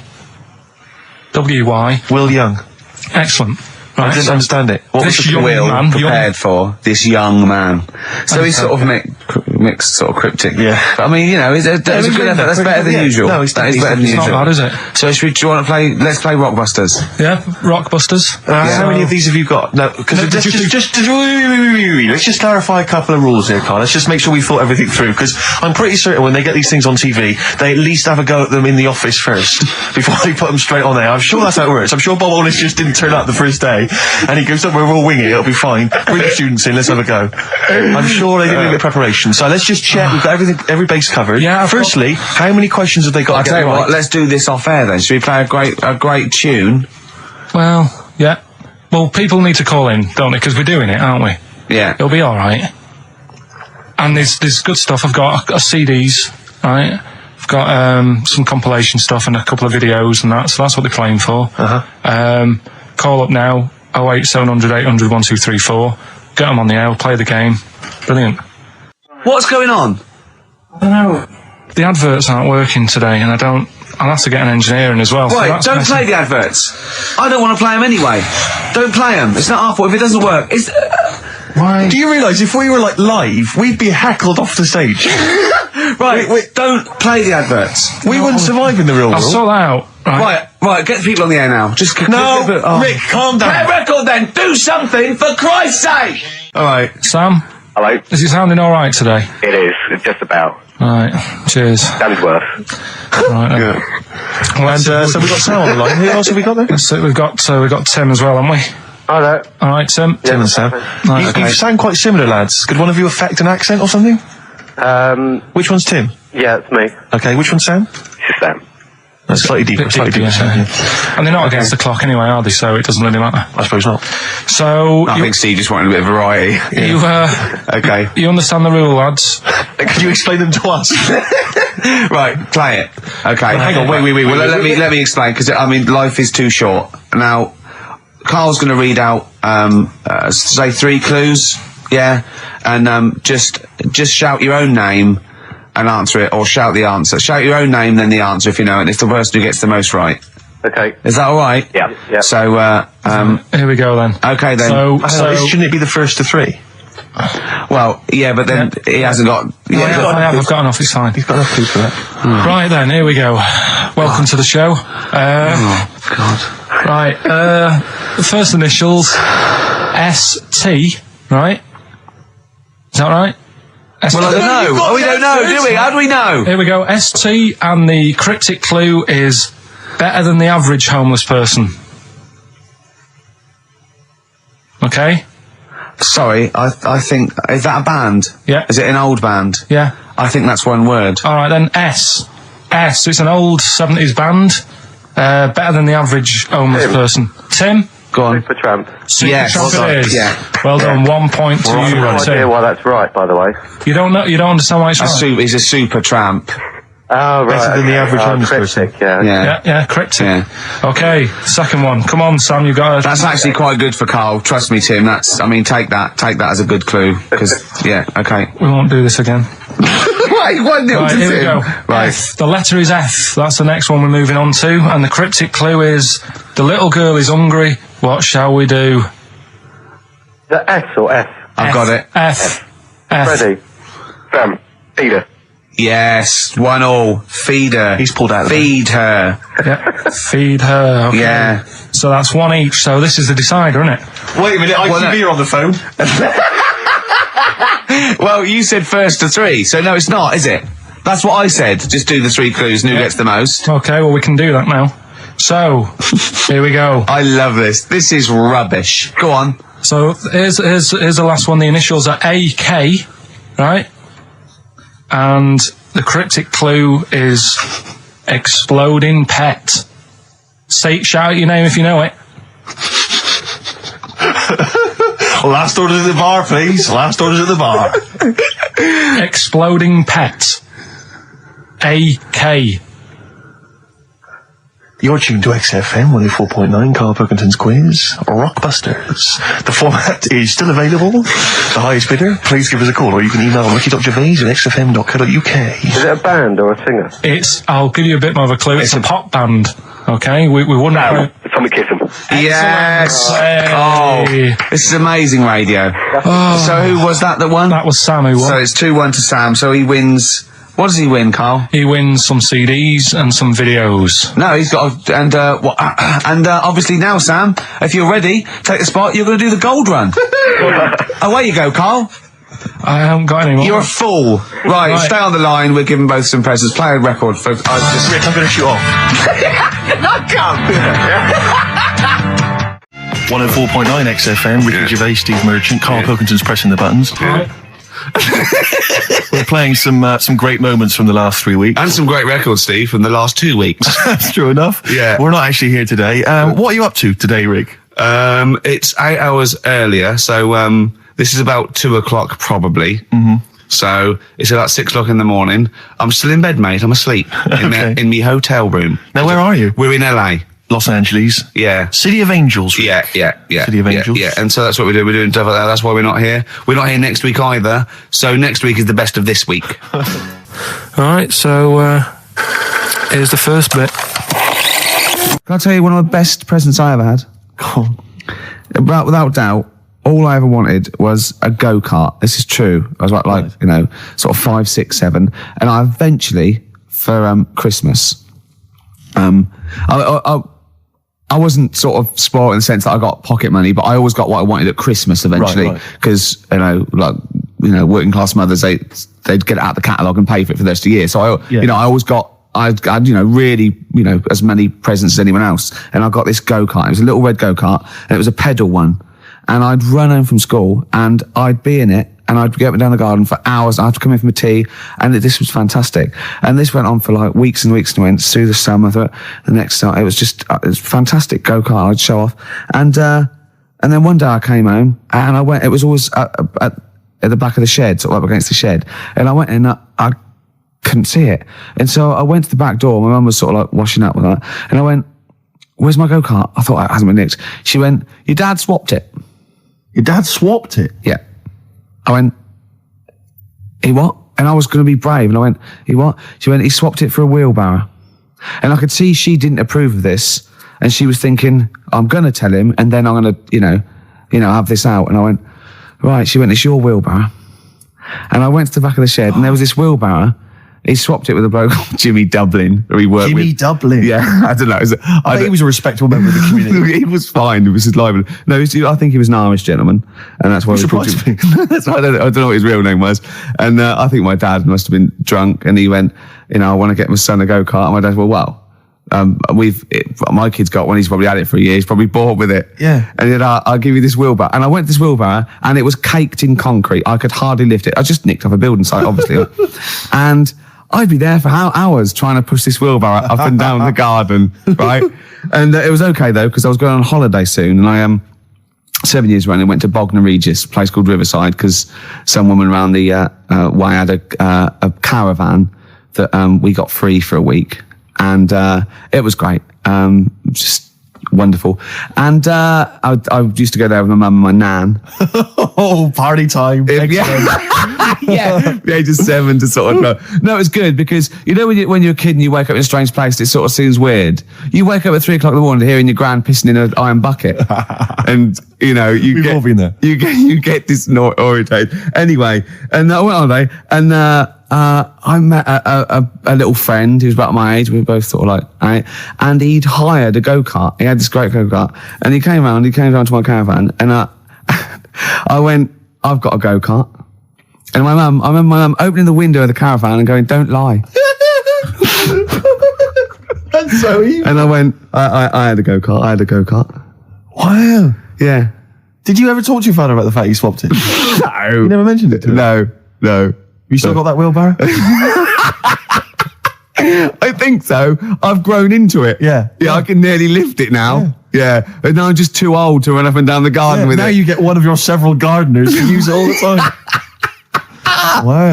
Oh, dear. Now, Carl, you promised me that you were going to reintroduce Educating Ricky. Yeah, we can do that. Have you got it? Have you got something that will that's something that I won't know that's correct and that will interest me? Yeah, there's loads of stuff. Is it anything to do with monkeys? No, we've got monkey news. We've got monkey news coming out. Of course we have. Yeah, monkey news. People are there now over to XFM for monkey news with Karl Pilkington. No, we won't do that yet. We're not doing that yet. Educating Ricky is. Yeah. Well, let's do it. We did it ages ago. Educating Ricky. Oh, that's interesting, and it's correct. Hang on a minute, though. What I do is I tease you, don't I, with headlines. Oh, go on then. And then you have to sort of go, "That one sounds good." Go on then. What are the I want to know more about that. Educate me. Yeah. Right. Okay. You've got jeez. That Nelly died. That Nelly died. Oh, like, Okay. Right. Could be about an elephant. Yeah. Go on. You've got that. You've got I got well. Take well as red. So they all start with well. Okay. Knob body has been that lucky before. brilliant. All right. Okay. Or you've got get a lobe of this court case. Right. Okay. Not bad. I'm going for Interesting. knob body has been that lucky before. Right. It's a story about this kid who was born. Right. Was he? Yeah, he was popped out and the dad and the mum saw the baby and it was like, "Oh, that's a good looking little kid." Sure. And they were proud and that. And then they're surprised that it's a good-looking little kid. It's theirs. Yeah. Like it could have been a frog, and they'd have gone, "Oh, he's got your eyes." And then the doctor goes, "Yeah, it is, but look at that." What? He said, "It's a boy and hasn't got a knob." I love the doctor saying that. I love this GP or this midwife saying that. Oh, we love little boy. Yeah, but no knob, baby. Mr. and Mrs. I mean, think. Right. No, but I'm speeding it up a bit. All right, come on. So the baby's so the born, baby's like and that, doctor and says it's a the lovely doctor baby, says but that, and the woman's like, oh, it's our first as well, and stuff, right? She's really gutted. What's the second going to be like? So, Go ahead. so the Just a knob. doctor says, you know, I call it Carl. All right, go on. Right, go on. so the doctor says, well, I'll leave it with you for a bit, get used to the idea, right? As opposed to throwing it away. So he wanders off. Yeah. He comes back with a smile on his face, right? Found the knob. So the mum and dad are like, what are you smiling about? He said, you're not going to believe this. Baby's just been born. It's got 2. Right? You can have one of them. And they did a little operation. Where did you get this information from? That's in a book. What book? Is it the same as the book that you carry round with you? No. With the woman with 3 legs, the juggler with 9 arms, and the bloke who found shagging a chicken under a rock. Is it in that book? Weird though, isn't it? Well, it's not true. It is true. What, in the same hospital, there was a baby born without a knob. Luckily, Carl. It happened. You swear to God you're not making... The I'm not doctor making it came up, back honest to God. smiling because you don't believe it. There's a baby there with an excess of a knob. It happened, honestly. I'm not... All these things are not made up, the educating stuff. That's why I do it, innit? Teaching you stuff. Always teaching you stuff.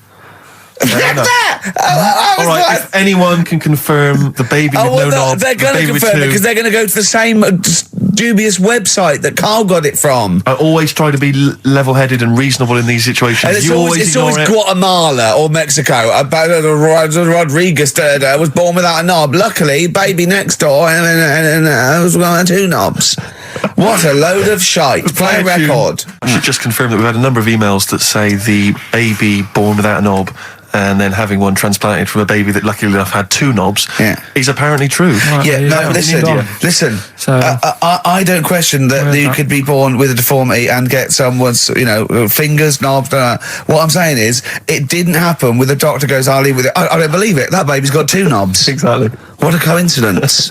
I bet that little bit of information isn't in there, is it? Sure. That he went out the door, I'm going to get a coffee, came back, bloody hell, hold on, look, here's an extra knob. I found an extra knob. We can put that knob on there. Perfect.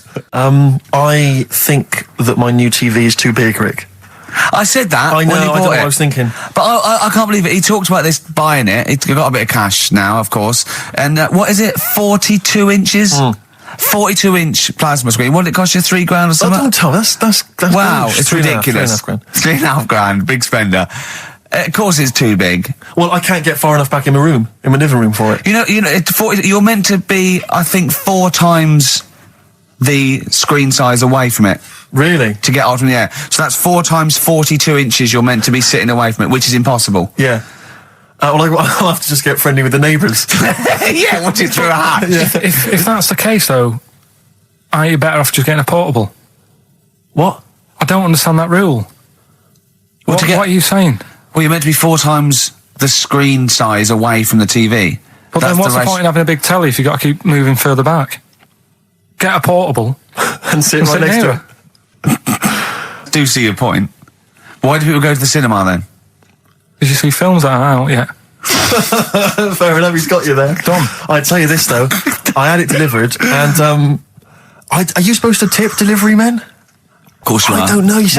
I've never had anything delivered before. I've never spent that much money. Not if it's a courier with an envelope, but if it's a bloke who's struggled up the stairs, two fat blokes with a fridge, then give him a £5 for a drink. But the problem was, I didn't realise, and I was thinking to myself, I wonder if I've got to tip him. And the guy was leaving, and my mobile phone went off in my pocket, and I reached in to get it. He put his hand out thinking it was a tip. I went, it's just my phone. And I felt terrible after he left. I didn't know. What was I going to do? Run down the street and offer him a £5? No, of course not. No, I'm not made money. I just spent it on TV. Yeah, I've got no money, mate. Yeah. I just spent it all on this. I had to clean out my jar, everything, the drawers. Yeah, I'd take some bottles back. The problem was it took me forever to wire it in. I thought I'm not going to pay for someone to wire it up, So it took me about 3 hours to wire it in, and it was huge. And I got it switched on, And the first programme that was on when I got it wired in was Bargain Hunt.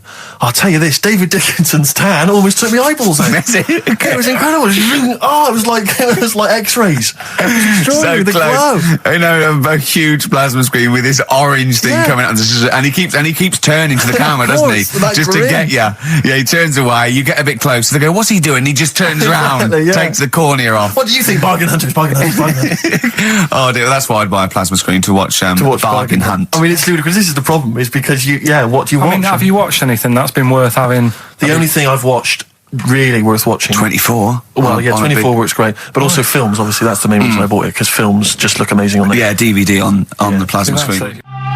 The brilliant Blur, Out of Time on XFM 104.9. One of my favourite singles of the year, and that's another thing. We'll be playing our favourite singles of the year, as well as our favourite clips of our own show. Rick, I imagine if people have got a bit of Christmas money, they're wondering what they can spend it on.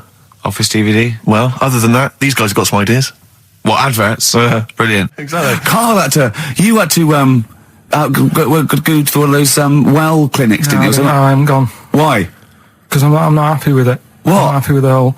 Well, it's just... Do people know what them places are? They'll give you a whole... Have you heard of them? Yeah, I've had one, yeah. They check everything. Which, Suzanne, my girlfriend, was like, you're 30 odd now. When was the last time you went to the doctors? And I haven't been for ages, because I don't... No, I never go. Doctors. I never go. Unless I think I'm honestly going to die there in agony. Think they can always find something. Jane made me go to one of those things, those boot things where they do a couple £100 and they give you a complete head to toe, don't they? But head to bottom is what it is. They do the old finger up the arse thing.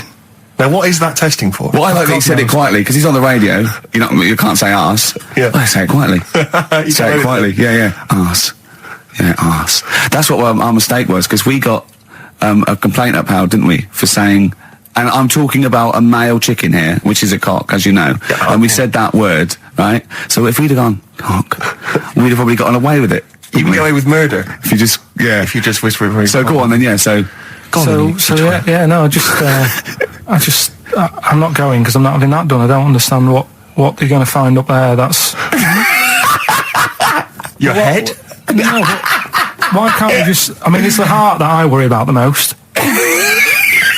Do you mean that in a kind of romantic sense? No, I mean, like, if they have to have a long finger, wouldn't they, to check that out? They go, "It's something wrong with your left ventricle." Yeah. Now, this thing about the doctors, they hold your testicles and they make you cough. Yeah, they don't hold the testicles anymore. They just put it sort of like by the side of them. And what's that testing for? I don't know. I think it's something to do with if you got something wrong with your diaphragm or something like that. You can't do it when they press there. I don't know. It shows them something. So it's not doctors having a quick feel. Right, so you can't... well, that's good, because do you remember when Carl said he's going to die of cancer? And I said, why? He said, I don't check my balls. I said, why? He said, I don't like the feel. So they feel it for you. They feel them for you. And you can just relax, shut your eyes and think of England. But don't mess with them. What do you mean? You can do more damage messing about with them. Just leave them. And it's two anyway. You can afford to lose one. Yeah, I don't think that's the point. I think the point is it sort of spreads, doesn't it?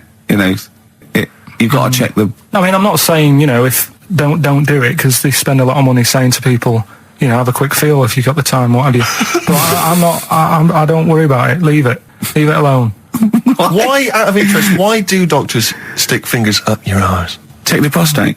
Check the prostate? Yeah, because if it's swollen, it could lead to all sorts of problems. Again, they're not having a laugh, Carl.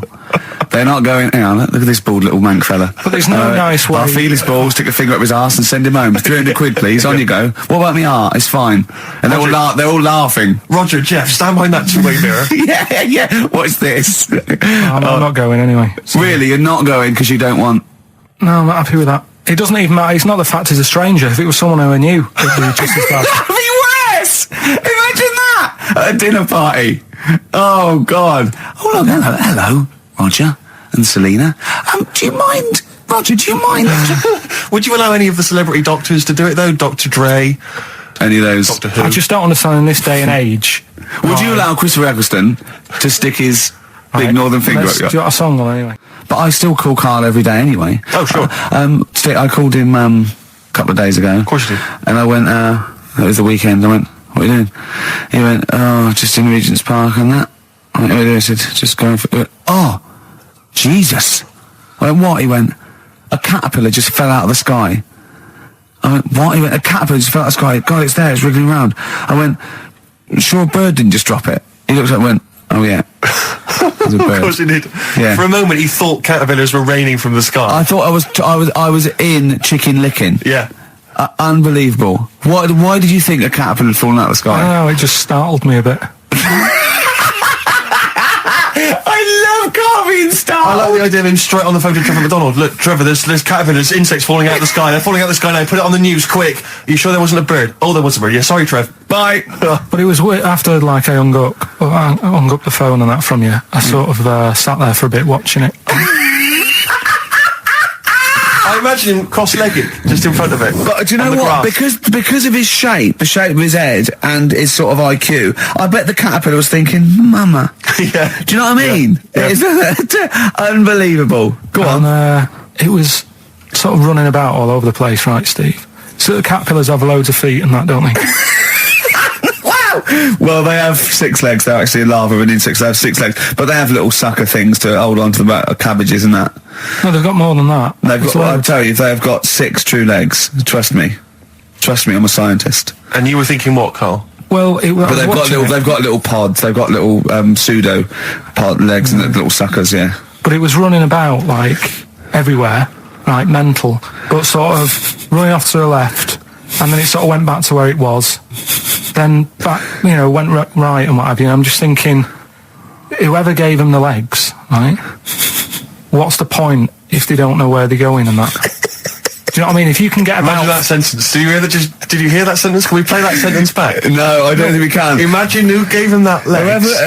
Whoever gave him them legs, what's the point if they don't know where they're going and that? And that. Always and that. And that, but maybe you just, to be fair to the caterpillar, with all its legs, okay, and you know where it's going, it had just been plucked from its house by a bird, shot up into the sky, and then dropped from 80 feet, hitting the ground. Onto the head of a weird, bold-shaved monkey. It was probably concussed.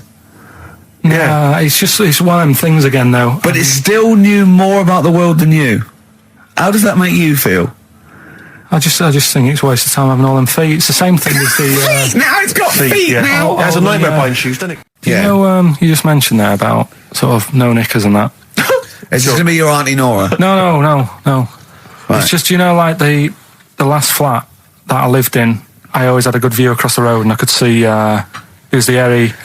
There was the hairy well, Chinese not the hairy kid, Chinese kid, he was just a Chinese kid, actually. Yeah. Yeah. Running Because about. that's rare, isn't it? Hairy Chinese kids are very rare, isn't it? yeah. There's only one official sighting, isn't there? In one of those shit little magazines that you buy. And there was the old woman who didn't move, she was just sat there reading a book all the who time. we think possibly died and no one came round for weeks, yeah. But, and now I've moved, right? And it was quiet for a bit. I always look at what view I'm getting, right?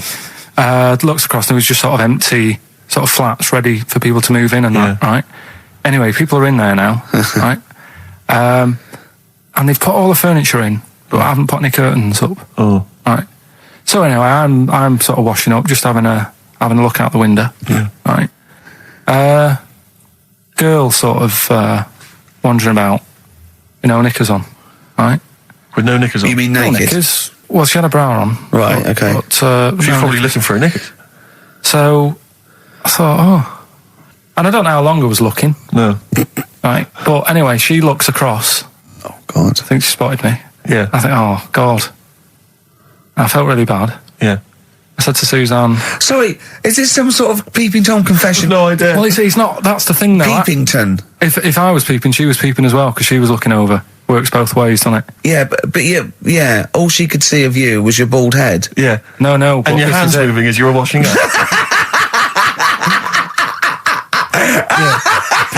And some white-looking substance frothing up. Particularly stubborn stain on this glass. Yeah. Oh, God. Imagine that. Imagine if she looked across. I'm assuming your sink is lower than the window. But didn't she just cover up or something? Or she looked back and go, oh, you're looking at my fanny? Well, the thing I did, What? I thought, just sort of drop me boxer shorts. Because I What? thought, Well, Suzanne said, what are you doing? What are you talking about? What are you talking about? No, just so they can see me cheeks of me. What are you talking about? No, because I thought, if she thinks I'm walking about in the nude as well, then we've both got something out of it. Carl! This sounds like a bad excuse in court. I know. So sorry, you were looking at a woman dancing around naked, right? So the only thing you could do was immediately drop your boxer shorts. So she looked across, saw you fully clothed, saw you took your boxer No, she shorts. wouldn't have done, because it's sort of just the top half and the sink's at a side angle, so I was sort of looking out. So This she is wouldn't have- genius. So she wouldn't have seen your trousers then anyway? No, she did. I moved in front of the window more. So you then made you actually climbed in front of the Oh, this is amazing! So you climbed in front of the window to show off No, your it wasn't your naked obvious. lower half. Suzanne said, what are you doing? And I I said, bet she did. What are you looking at? I sent you in here to clean What up. are you doing? I'm just taking my trousers down, stand over the window. Why? Because there's a naked woman across the road. What do you think I'm doing, Suzanne? I'm exposing myself while looking at some free fame. leave it. What's up with you, Suzanne? Wait a minute, can I just check? A final question. What did the woman across the way... What happened? What was her I reaction? didn't look again. I just thought, you've seen a bit of action as well. We're both happy. Let's leave it. Brilliant. So were you waddling around like a penguin with your trousers around your waist? I just was walking about, and Suzanne said, what are you doing? I said, I'll explain to you in a bit, but don't look out the window, because then it's Excellent. obvious. Then he sees, she calls her husband to look at Carl walking around naked. He goes, oh, she's got a... Quick, Suzanne, get him out. There's only one with him. Get some more friends. They've gone one more. Oh, that's a wonderful, wonderful clip, and a great record that preceded or followed it. I'm not sure. But could I make some dedications? Yeah. Because I last week, just before we had to come in to record this, I popped out trying to get onto the tube, and I had a nightmare because there were millions of protesters, so-called protesters. Now, a lot of them obviously doing good work. There was one fella, I think you'd have appreciated it, because I know you are very politically active, and I think this guy has really studied hard, and he's realised the best way to make his voice heard on the international political stage is to ride around on a tricycle wearing a jester's hat. He was really shaking up the bloody government. wouldn't want to be George W. Bush about now. Not indeed. Once he sees that. Once he sees that guy. Imagine his aides rushing in and going, George W., look at this guy. Where's that? That's in London, England. Okay, call off the forces. Is that a large tricycle? Yeah. Is he wearing a nappy? Get me Colin Powell. Why'd you call him Colin, not Colin? It's the way he likes it. Don't about. Just call off the troops. There's a in a jester's hat. Call the troops off. Just bleep some of those bits. Have you got some educating, Ricky, for me? Got some education. I need some education, Carl. That's I kind of desperately need some education. I want to learn about Chinese kids that are born hairier than average. I want to hear about deaf girls that can hear after their mum hits their head against a wall. These are the things I need to know. I mean, I don't wish to be disrespectful. He doesn't look like a genius. He doesn't look like But then I don't know what a genius looks like. Exactly. So, Steve. you know, I don't want to be an look at Einstein. Yeah. Yeah. His mum thought he was mental as a child. Where'd you get that information from? That was in the Einstein book. Well, it was in the Einstein book, then it's presumably true. Which Einstein book is that? His Theory of Relativity? The big book of Einstein stuff. Oh, yeah. Yeah, the big bumper book of Einstein stuff. It's for a coach trip, and you have to fill in E equals MC1 squared, 2 fish, or 3 hello, and then it's multiple choice, and you fill it. It's great. It's Did his mum think, A, he was a genius, B, mental? Most people go for A, but it is in fact B. She thought he was mental at the age of 28. Oh, Carl, you never let me down. You never let me down. So have you got Educating Ricky for me? We've got Educating Ricky coming up. We've got Rockbusters. We've got Rockbusters. Great As seen and talked about in Heat. In Heat magazine. It's got really tough this week now. We're not messing about anymore. Right. Got some good prizes. Absolutely, yeah, we'll talk about those later. Because, I mean, was it last week that you had the classic? Was it, I can't remember, I'm paraphrasing, Carl, apologies. Something like, I'm here in Texas, I've fallen in a puddle, and my knee has got wet. Yeah. Wet Knee Houston. Whitney Houston. Yeah. Also, it was last week when there was a little bit of confusion over the one for Holly Valance. Right? Of course. I don't think it was confusion, I think it was your error. Yeah. No, it wasn't. And it was Holy Valance, and you meant Pelmet. Then Becky, who called up that time and said, if you're getting mistaken with Pelmet, right, she sent me an email in a week saying, I've done a bit of research. Yeah. It was my fault. I've made an error. Yeah. It is a valance. Okay. And I know about valances. As I told you last week, at the very end, my auntie loves them. Yeah. Right? She makes them. She started off just like putting them on top of the sort of window around the curtain. And then she thought, I can do more with this. Yeah. And she had a little coffee table that had magazines underneath. And she said, I'm sick of seeing them magazines when I'm sat down. She sounds like a Pilkington. So... I'm sick of seeing them magazines when I sit down. So she put a valance around the table. She just got valances around everything now. Yeah. Then, next step, she tapes everything. She never actually watches telly. She tapes it all because she gets sick of listening to the adverts and that. Yeah. So she tapes everything. So she's got loads of videotapes and that. And the video used to get on her nerves. When she was watching a film, she'd see the clock changing. And it distracted her from the film. So she put a valance around that. That's genius. Yeah. So, that is or is it mental? Only Mrs. Einstein can tell. I don't know. She's even made a little Jack Russell look like a hovercraft. Yeah. He's great. So everything's got a valance. If you go round and you stand still for too long, the chances are you'll balance around your head. Yeah. This is this is Auntie who? Auntie Nora. And this is the one that farted for 5 minutes. Lest our listeners forget. Farted for 5 minutes, called his mum, saying I'm farting, 2 minutes into the fart. She said about 2.5 minutes in. Yeah. Just like, for example, that's why your balls are on the outside. Because the cells have to be a certain temperature to survive. I don't know if it's the sperm or Sertoli cells, but they have to be a couple of degrees below body temperature. Otherwise, they'd be in a nice cage and we wouldn't get kicked in the nads. What do you mean? That's why your testicles are on the outside of your body. They have to be a couple of degrees below body temperature. Yeah, but it's not, that isn't why they're there. You see, this is like the chat we had last week about the giraffe having a long neck. What do you mean? They're there because that's where they happen to be. They didn't go, right. Well, that's what evolution is. It's a selection process. It's not a will. The balls didn't say, look, I'm too hot, let's get us outside, let's get outside of here. All right, hang on a minute then. What? So a little man monkey, right? Theirs are in the same place as ours. Yeah. But they're walking around naked, so it could be anywhere. They could be like on the back. It doesn't matter where they are. They call it, well, they could be on the back, yeah. So why aren't they? This is a completely different... Steve! You started it. I wash my hands of the whole affair. And we're not only back to balls, but we're back to monkey balls. Yes. In one thing from about parasites, we're back to monkey ball news. Yeah. How do we get back to chimp testicle news? All right then. So this worm's in a fish. Yeah. It's like a little platy helminth. I think it's some sort of. But what I mean is, why are they about? What do you mean? They Why? evolved. But why haven't they died out? Because they're very successful. Yeah. What do you mean? Yeah. What do you mean? Yeah. Tell me the brain event that made you say yeah in that 1 second gap. Because in a way I don't get it, and if I think about it too much, it hurts a bit.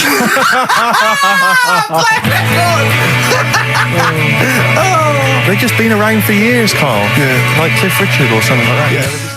Carl's look at him. Carl looks at you like a cat. Yeah. Whenever we leave him behind, if we don't talk like straight at him and let him see our lips moving, and it's monosyllabic and very look, he's lost in that conversation there. He just drifted off, didn't you, Carl? No, I just was also thinking on animals and that. Something else I was going to use. Go on. Was this isn't a radio show, is it? I just suddenly caught myself. This is nothing. I told you that before. It's been bad today. No, but I mean, it's the way, this casual way that it's like we almost have no regard for our listener, and I'm not proud of that. I just don't know what to do about it. Do you know what I mean? I don't know how to do this properly. I mean, we're just chatting here. I mean, it's only Anderson who's seen through us, and that surprises me that more people haven't. I mean, what are the figures like? Do people listen to this show? Well, I'll find out for you. You keep saying that. But, there's this parrot, and, apparently it lives Rick, it's unique, if nothing else. I mean, when you wake up with Woken tomorrow, you're not even going to hear him start a line with there was this parrot. Go on, there was this parrot, yeah, go on. And it can talk and that. Someone's obviously, taught it out how to speak and that. And, it flew away, and it's living in this church, right? And people are at the church doing hymns and that, and then Trouble's brewing. in between the If that hymns. parrot was owned by an old miner who used to swear a lot, Yeah. Well, then the vicar is what going was to be really annoyed. That vicar, that vicar's going to go on. I just hope it stays quiet during the vicar's sermons. Yeah, go on. have you read it? No, go on. Have you read it? No, go on, because that's what happens, Go right? on, tell us, Carl. during the hymns, it's sort of effing and jeffing and stuff. Jeffin. Yeah. And everyone's like going, oh, you know, it's quite funny, really. You know, it doesn't know what it's doing. Everyone's having a laugh. Yeah. But it's causing a havoc at funerals. When did this happen? Not years ago. John was a much loved man. He was a wanker. Yeah. So anyway, so that was another What story. can you say about Uncle John? Bollocks. Oh, Carl, I love the fact that when you look at things, you go, that's interesting. The parrot swears at funerals. That'd be amazing. And it stays with you. You see, for a simple man, you retain an awful lot of knowledge. It's just all rubbish. all Do you know what I mean? If you just replaced all this rubbish with good stuff, you'd be an intellectual. Yeah. Really. Because, I mean, your attention is fantastic. So Did I lose you again there, did I? So was it the word retention? we've still got Wash Up With You. Yeah. Should we play a record and do Wash Up With You? Yeah, we'll play a bit of Aqualung then. Depeche Mode there, and I Feel Loved. Who'd have thought Depeche Mode would have been that huge? I think I've seen little lads from Basildon with little plinky plonky sound. I thought that'd be it. They'd be like Visage or something. That'd be it. And now they're stadium rock fillers. They're huge. They conquered America. He went through some hard times. He came out the other way. And well done. But see, I think what you just said there is a very good example of why they are and why certain other bands aren't. Because if you think about it, for me, you see, whenever I think of a band name, if I see a new band's come along or whatever, I always use a very simple test, which is, can you imagine that you're the announcer at a huge event? Maybe it's like broadcasting around the world like Live Aid or Nelson something. Mandela Or it's a concert. Nelson Mandela Freedom concert. Yeah. And you can imagine someone He's there. And Nelson's there. Yeah, with the Everyone's Spice Girls. Oh, they're all there. But you can imagine someone saying, ladies and gentlemen, please welcome to the stage, Depeche Mode. Yeah. Ladies and gentlemen, Rolling Stones. The Who. Exactly. But you can imagine someone saying, ladies and gentlemen, please welcome to the stage, Visage. Ladies and gentlemen, will you please welcome our headline act? Welcome Idlewild! Exactly. Ladies and gentlemen, please welcome to the stage, Ned's Atomic Dustbin. It doesn't... Do you know what I mean? You just know. The Levelers! Some bands aren't going to make it. Ladies and gentlemen, please welcome to the stage, Mega City 4. You know what I mean? It's Just a simple test. We'd like you to do that at If you're thinking of starting a band, or you've just named your band, you're just beginning, just phone in, tell us, or email in, tell us what your band name is, and we will use that simple test. And we will do the test. Ladies and gentlemen, will you please welcome to the stage the Franken Walters. Jimmy Eat World. Ladies and gentlemen, please welcome to the stage, Cooper Temple Claws. I don't think it's going to happen for those lads. Here's a good It's one. a simple test anyway, but 100 reasons, please welcome to the stage. 100 reasons. 100 reasons I think would work quite well. I'm just going to give the email address, ricky.gervais@xfm.co.uk. You've got a real problem with Rick Wallow, haven't you? I just, And he turns my stomach. I know, but don't... Because he's arrogant as well, though. Exactly. That's the problem. Don't explain to people that... No, you he know, is a bit it's arrogant. It's his whole thing that it's the whole package, so to speak, that you don't Well, there's like. another thing in this quote, because It's not just the fact that he eats too much. he tried apparently to lose some weight, and he said the first month I lost 11 pounds, the next I lost a stone, but in the third my body did somersaults and I put on 9 pounds. I had a slip up. I can't say when, why, or how, but it just sneaked up on me. Yeah. I don't believe it. Yeah. Don't believe it just sneaked up on That him. body's never done a somersault in its life. No, it just sneaked up on him. Me, yeah. It was the cakes again. Yeah. It was the same old cakes as before. It was exactly the same problem. Sleep eating. Yeah. It's called. It was the KFC bucket again. It was the Oh, family-sized dear. KFC bucket Oh, for breakfast. Dear. Poor man. The other thing is that I don't think that's a very good shock tactic for a doctor to tell a 20-something, well, to be honest, you've got 20 years to live. Yeah. That's not... You know, Doesn't mean anything and when I was 20. 20... the thought of dying at 40 was fine. Yeah. I didn't want to live to 40. I Yeah. just thought, oh, what can you do when you're 40? Yeah. Just laying around doing nothing. Eating cheese. And then you got there and you discovered... No, but someone said dream came true. Sophie here sent me something, and she says, I realise you're not Graham Norton, but I had to send you this. And she sent me the top of a little cream cheesy thing, and it's the brand name is Gervais. Oh, that is... Have you been... They've named a cheese after you. I think it's a big French company, and this is from the Czech Republic. It's all over Europe, and so That would be a dream come true, wouldn't it, if they named a cheese after you? No, I think it's probably ancestors, and so I've cheeses in my blood. Sure. Quite It literally. literally is, yeah. Another heavy Friday night, was it? It comes out of pores like those Play-Doh things. I can squeeze out different shapes. Jane, bring the Stilton in. It's Friday night. Oh, this man isn't alive. fried. Exactly. But yeah, so we can't really have a go at Rick Waller. I eat too much, but But you're not big. I mean, one of the other contestants on the Fat Club, Celebrity Fat Club, is another one is Jono Coleman. Oh, we love Jono. Now, Jono, I don't know, you know Jono, he's that guy who does, he used to be on TV, and I think he does a breakfast show on a rival station, doesn't he? He's happy, isn't he? He's so true, and he's a really nice bloke, Jono, It's but... funny because he does a breakfast show on Heart, which is wrecking his own. There's a bit of irony. I love Carl. Thanks, Carl. Do you know what I mean? I love you. I can see where you're coming from. Yeah, that's good. But we've met Jono a couple of times. We saw him at a couple of, not wishing to say not to show off, but a couple of awards dues. Yeah, like that's showing off. But But people would have seen dead there. Well, yeah, but we went to one where everyone was in like tuxedos or suits and ties. Not Jono. Jono was wearing a pair of Bermuda shorts, Big Bermuda and a shorts, Hawaiian knee-length Bermuda shirt. shorts with just these little... But I saw him again another feet. time, and he had shorts on at a similar event, and I've seen him since in the street, and he's all. I'm wondering if he can wear trousers. I don't think he can actually wear trousers. I don't know if there's a medical reason for that, whether he's just, his legs are too fat. I think the material is a waste of money. I think it's just that you can get shorts that big and they're comfortable, and, I mean, to be quite honest, I don't want to squeeze into a tuxedo anyway. So, if you can go, I'd love to turn up those things in Bermuda shorts. Well, of course. Flip-flops. But do you think he started off by wearing, maybe he just had the upper half was a tuxedo with the tie and then the everything, shorts for and the comfort. shorts underneath, and he would just have to come in, kind of sneak behind, a sideboard. Potted plants. Or a potted plant, or bring his kids ahead of him. Yeah. You know, And they you are just wearing go, trousers, aren't you? You're wearing trousers. Of course I am. Yeah. In you go. Kids move a bit. Well, no. Exactly. Of course I'm wearing trousers. Why would course I? I'm wearing trousers. And they just thought, oh, this isn't fooling anyone. So now I'm going to make a wacky effort to sort of, The next zone is, I've heard he's going in a grass skirt and a garland around his, and he's going to come in limboing. But you did ask if you could go to the BAFTAs in a dressing gown, didn't you? Just for ease. Yeah. This is the Best Of Show on XFM 104.9. I'm Ricky Gervais, with me Stephen Merchant. Yes. I hope you're enjoying the Best Of. What do you mean your fortunes are on the up anyway, DJ? Well, I'll tell you, I was hired. Well, I say hired. I did it as a favour to a friend.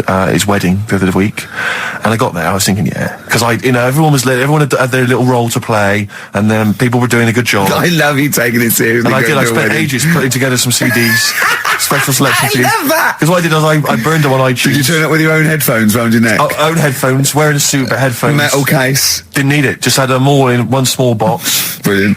Boom. I thought this is good stuff. I got some classics here. Give me an example. Give me an example of that, like the first hour, the warm-up hour. Rick, I'm coming straight in with Frankie Valli, Oh What a Night. Brilliant track. I mean, when those beats start at the beginning, who's not getting on the dance floor? Wait a minute, what's this following up? Go on. It's the Jacksons. What, I Want You Back? I Want You Back. Brilliant. It sounds good at the moment, Carl. Yeah.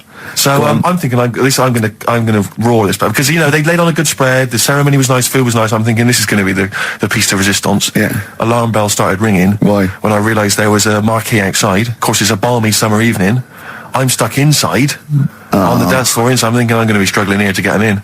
And even with flavours like this, I thought I'd struggle, Rick. So I'm sat there in my suit. I'm sat behind this little DJ console. I've got all the big numbers. There's one or two people making some token effort, but frankly, most people are outside everywhere. So I was livid. Of course, they couldn't hear it out there. So I was playing to an empty room, really, and I was furious. I was absolutely furious. Because, I mean, what is, they're wasting my time. They're wasting, now I could have just stuck the CD on and gone out. They're wasting Frankie Valli's. Frankie Valli's time. They're wasting the Jackson 5's time. They're wasting, D-Light's time. Yeah. And, so I'm sat there, and there's a couple of people making a cursory effort, mainly when they come to get a drink from the bar. They might have a little quick, couple of twos. You shout, we don't want your Not interested. all of you or no one. All of you or no one at all.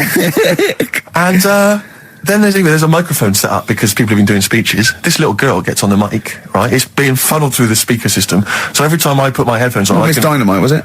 It wasn't sadly Miss Dynamite, although she decided to have a little go at MCing. She was screeching her little head How off. old is she? Oh, I don't know, 8 or 9. At their most annoying.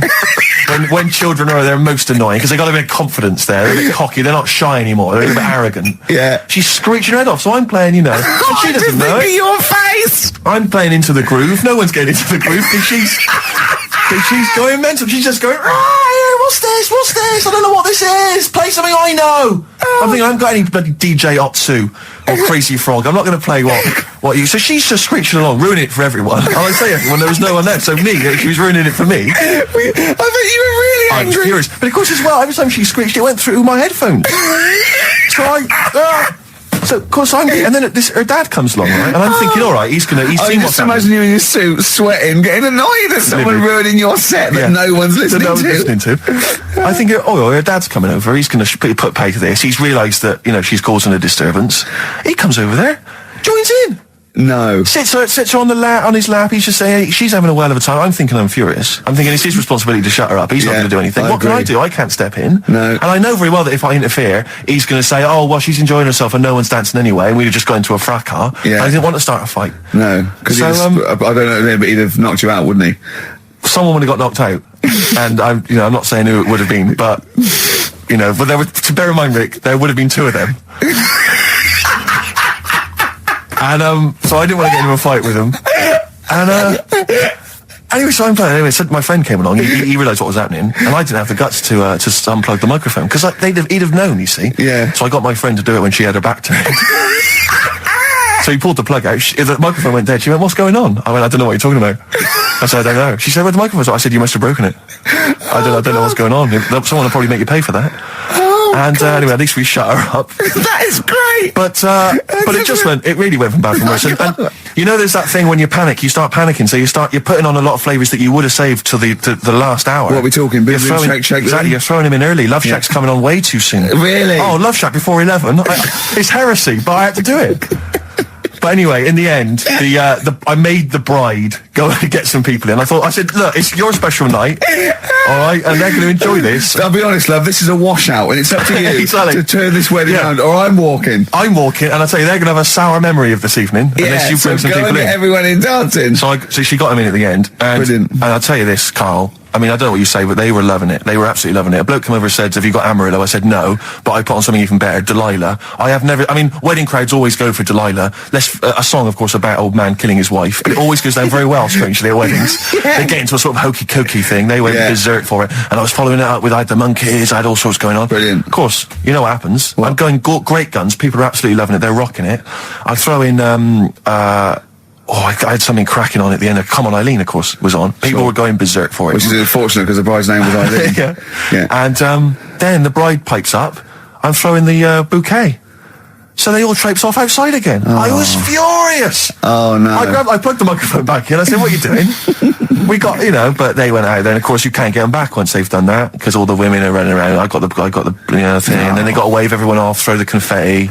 They ruined your day. I was having a great time and they ruined it. She ruined your special day. She ruined my special night. Oh, no. It's on her head. What would you put on about now, Carl? What if I was DJing? Yeah. Probably a bit of a world party. Go on. Interesting. Into films and that. It's just that I only... I've just got the 5 channels and flicking about, and I'm not impressed. I mean, I can understand why more people listen to radio and stuff. Yeah. Well, not this one, but go on. Well, when was it? When was the last time I sort of sat down and had time? Because I'm always busy doing stuff on that. Sure. Moaning takes up about 3 hours a day. When did Wimbledon finish? A couple of weeks ago. Right. Found myself sat there, right? I'm not having a go. I know we've stopped Cheeky Freak of the Week and all that, right? So I'm not going to be having a go. Christ, I sat there. I'm scared. No, I'm not having a go. You've always got to remember that. Go on, just get on with it. Get on with it. I'll apologise after. I'm just saying, watching Wimbledon, it wasn't, one of the major games. It was little fellas in a wheelchair having a game. Little fellas in a wheelchair. Right. But for me, I mean, great. They're doing a sport and everything. Don't put it on the telly. What was up with it? There wasn't like, a rally going on. No, do you know what I mean? Do you know normally, like with the well, not to Enman, but with some of the other with some of the other players and that, they're playing for ages, aren't they? It's like, oh, who's going to win this and that? Yeah. None of that. It was just like, hit it, net. Oh, Christ! Oh, God! I don't know what to do! And people were like sat there watching it as well when they've got other games going on in there. That's what I couldn't understand. If you've paid your money to get in, Yeah. I mean, like I say, good on them. If they, do you know what I mean? But it would have been. I And don't they know. all start first in the marathon. I just thought it would have, given the game a swing ball or something. Yeah. You know what I mean? No, yeah, I understand. Oh, God. Yeah. There's never anything on. XFM in the community. Let's play a tune. Ricky Gervais. Don't put my name to this last link. Don't put my name to this last link. Ricky.Gervais, xfm.co.uk. Oh. Magic, Virgin, if you're listening, we are available probably sooner than we thought. Oasis and Songbird. It's a nice little ditty It's all right, yeah. of a It's not Saturday. too bad. Yes, thank you. XFM 104.9, Ricky Gervais, Steve Merchant, Karl Pilkington. I think we should go straight into it, Karl. I think we should do the competition. There's Karl in the corner. It seems a little premature, doesn't it? Do you reckon? Yeah, I Do you think reckon so. it's so Yeah, good? We should exactly. tease it out of Well, them. it's a big thing. It's just that I've got absolutely nothing to say. Sure. I haven't really. Well, I mean, like often I know you all have spoken to Karl in the week. This week, for some reason, I've been speaking to him. Oh, right. I spoke briefly to him about Michael Jackson and the documentary. Yeah. Now, of course, I thought that was extraordinary. Amazing, and I asked amazing Karl's piece of opinion. work. Yeah. And he didn't mention to me the fact that Michael Jackson likes to climb up in trees. No. He didn't mention anything about his bizarre relationship with children. He didn't mention anything about his obsessive billionaire spending sprees. Right. He didn't mention anything about the mannequins he has in his thing, or the fact that he drives around his sort of 7 hotel suites in Las Vegas in a little kind of old people's scooter. The only thing of note for Karl was he said to me, "Did you notice how big his hands are?" I'll tell you what, though, I did. What? Yeah, how you look at the man's got like a face that he's had reconstructed. Well, I can't know. even say that. It's libelous. Yeah, But, he hasn't. He's got he's an had oddball he's had two nose face. jobs. Yeah, And you're but- looking at his hands. But I think it's because you look at him and he looks a bit like there's a bit of androgyny there, but it's sort of like it is quite a petite sort of old lady's face in a way. But then you see these labourers' hands come out. That's always the way with a tranny, isn't it? You know what I mean? Well, you can't accuse him of being a tranny. No, he's not. No, he's not. What are you saying? No, I know He's got enough issues. Now you're accusing him of being a tranny. I like him. I thought he came out that brilliant. I thought it was really. I really felt sorry for him. No, I think he cleared up a few things as far as I'm concerned. I thought it was a fascinating piece of work, but I did like the shopping spree. That was great. Extraordinary, 'cause he's just got going such around bad just taste. pointing. I know it was bad taste, wasn't it? It was like one of those bizarre shops. You know what I mean? There's anything sort of a gift shop, but they're trying to make it look like Ming. But and it's he sprayed gold. If he'd been living in a trailer park, he'd have been ordering, one of those porcelain dolls dressed like a Harley Davidson bike rider, or an Elvis commemorative plate. It was the kind of billionaire equivalent of that. But the hands were a giveaway. It's the same as those sort of transvestites. It's like you get. What's it about his hands? I didn't even see you know when you his get like a cab driver or something, right? And he decides to turn transvestite about 60, and he goes on Kilroy. Do you know what I mean? It's that way. He got a twin set of pearls, and he goes, "I've never felt so comfortable." But his hands are still big. He's got a little wig, and he's got the lipstick on, and he's with his teenage kids who are going, "Kill me." Do you think he's been having surgery on his hands to make them larger? Bigger, yeah. Is that why he was wearing that glove through most of the Exactly, but I think he wants to be a goalkeeper. Right. And they said, well, you can't, Michael, you got a big hands. It would help him climb the trees. Yeah. And he can play tennis now without a racket. Yeah. So what did you make of it, Karl? Were you intrigued? The Michael Jackson thing. It was all right.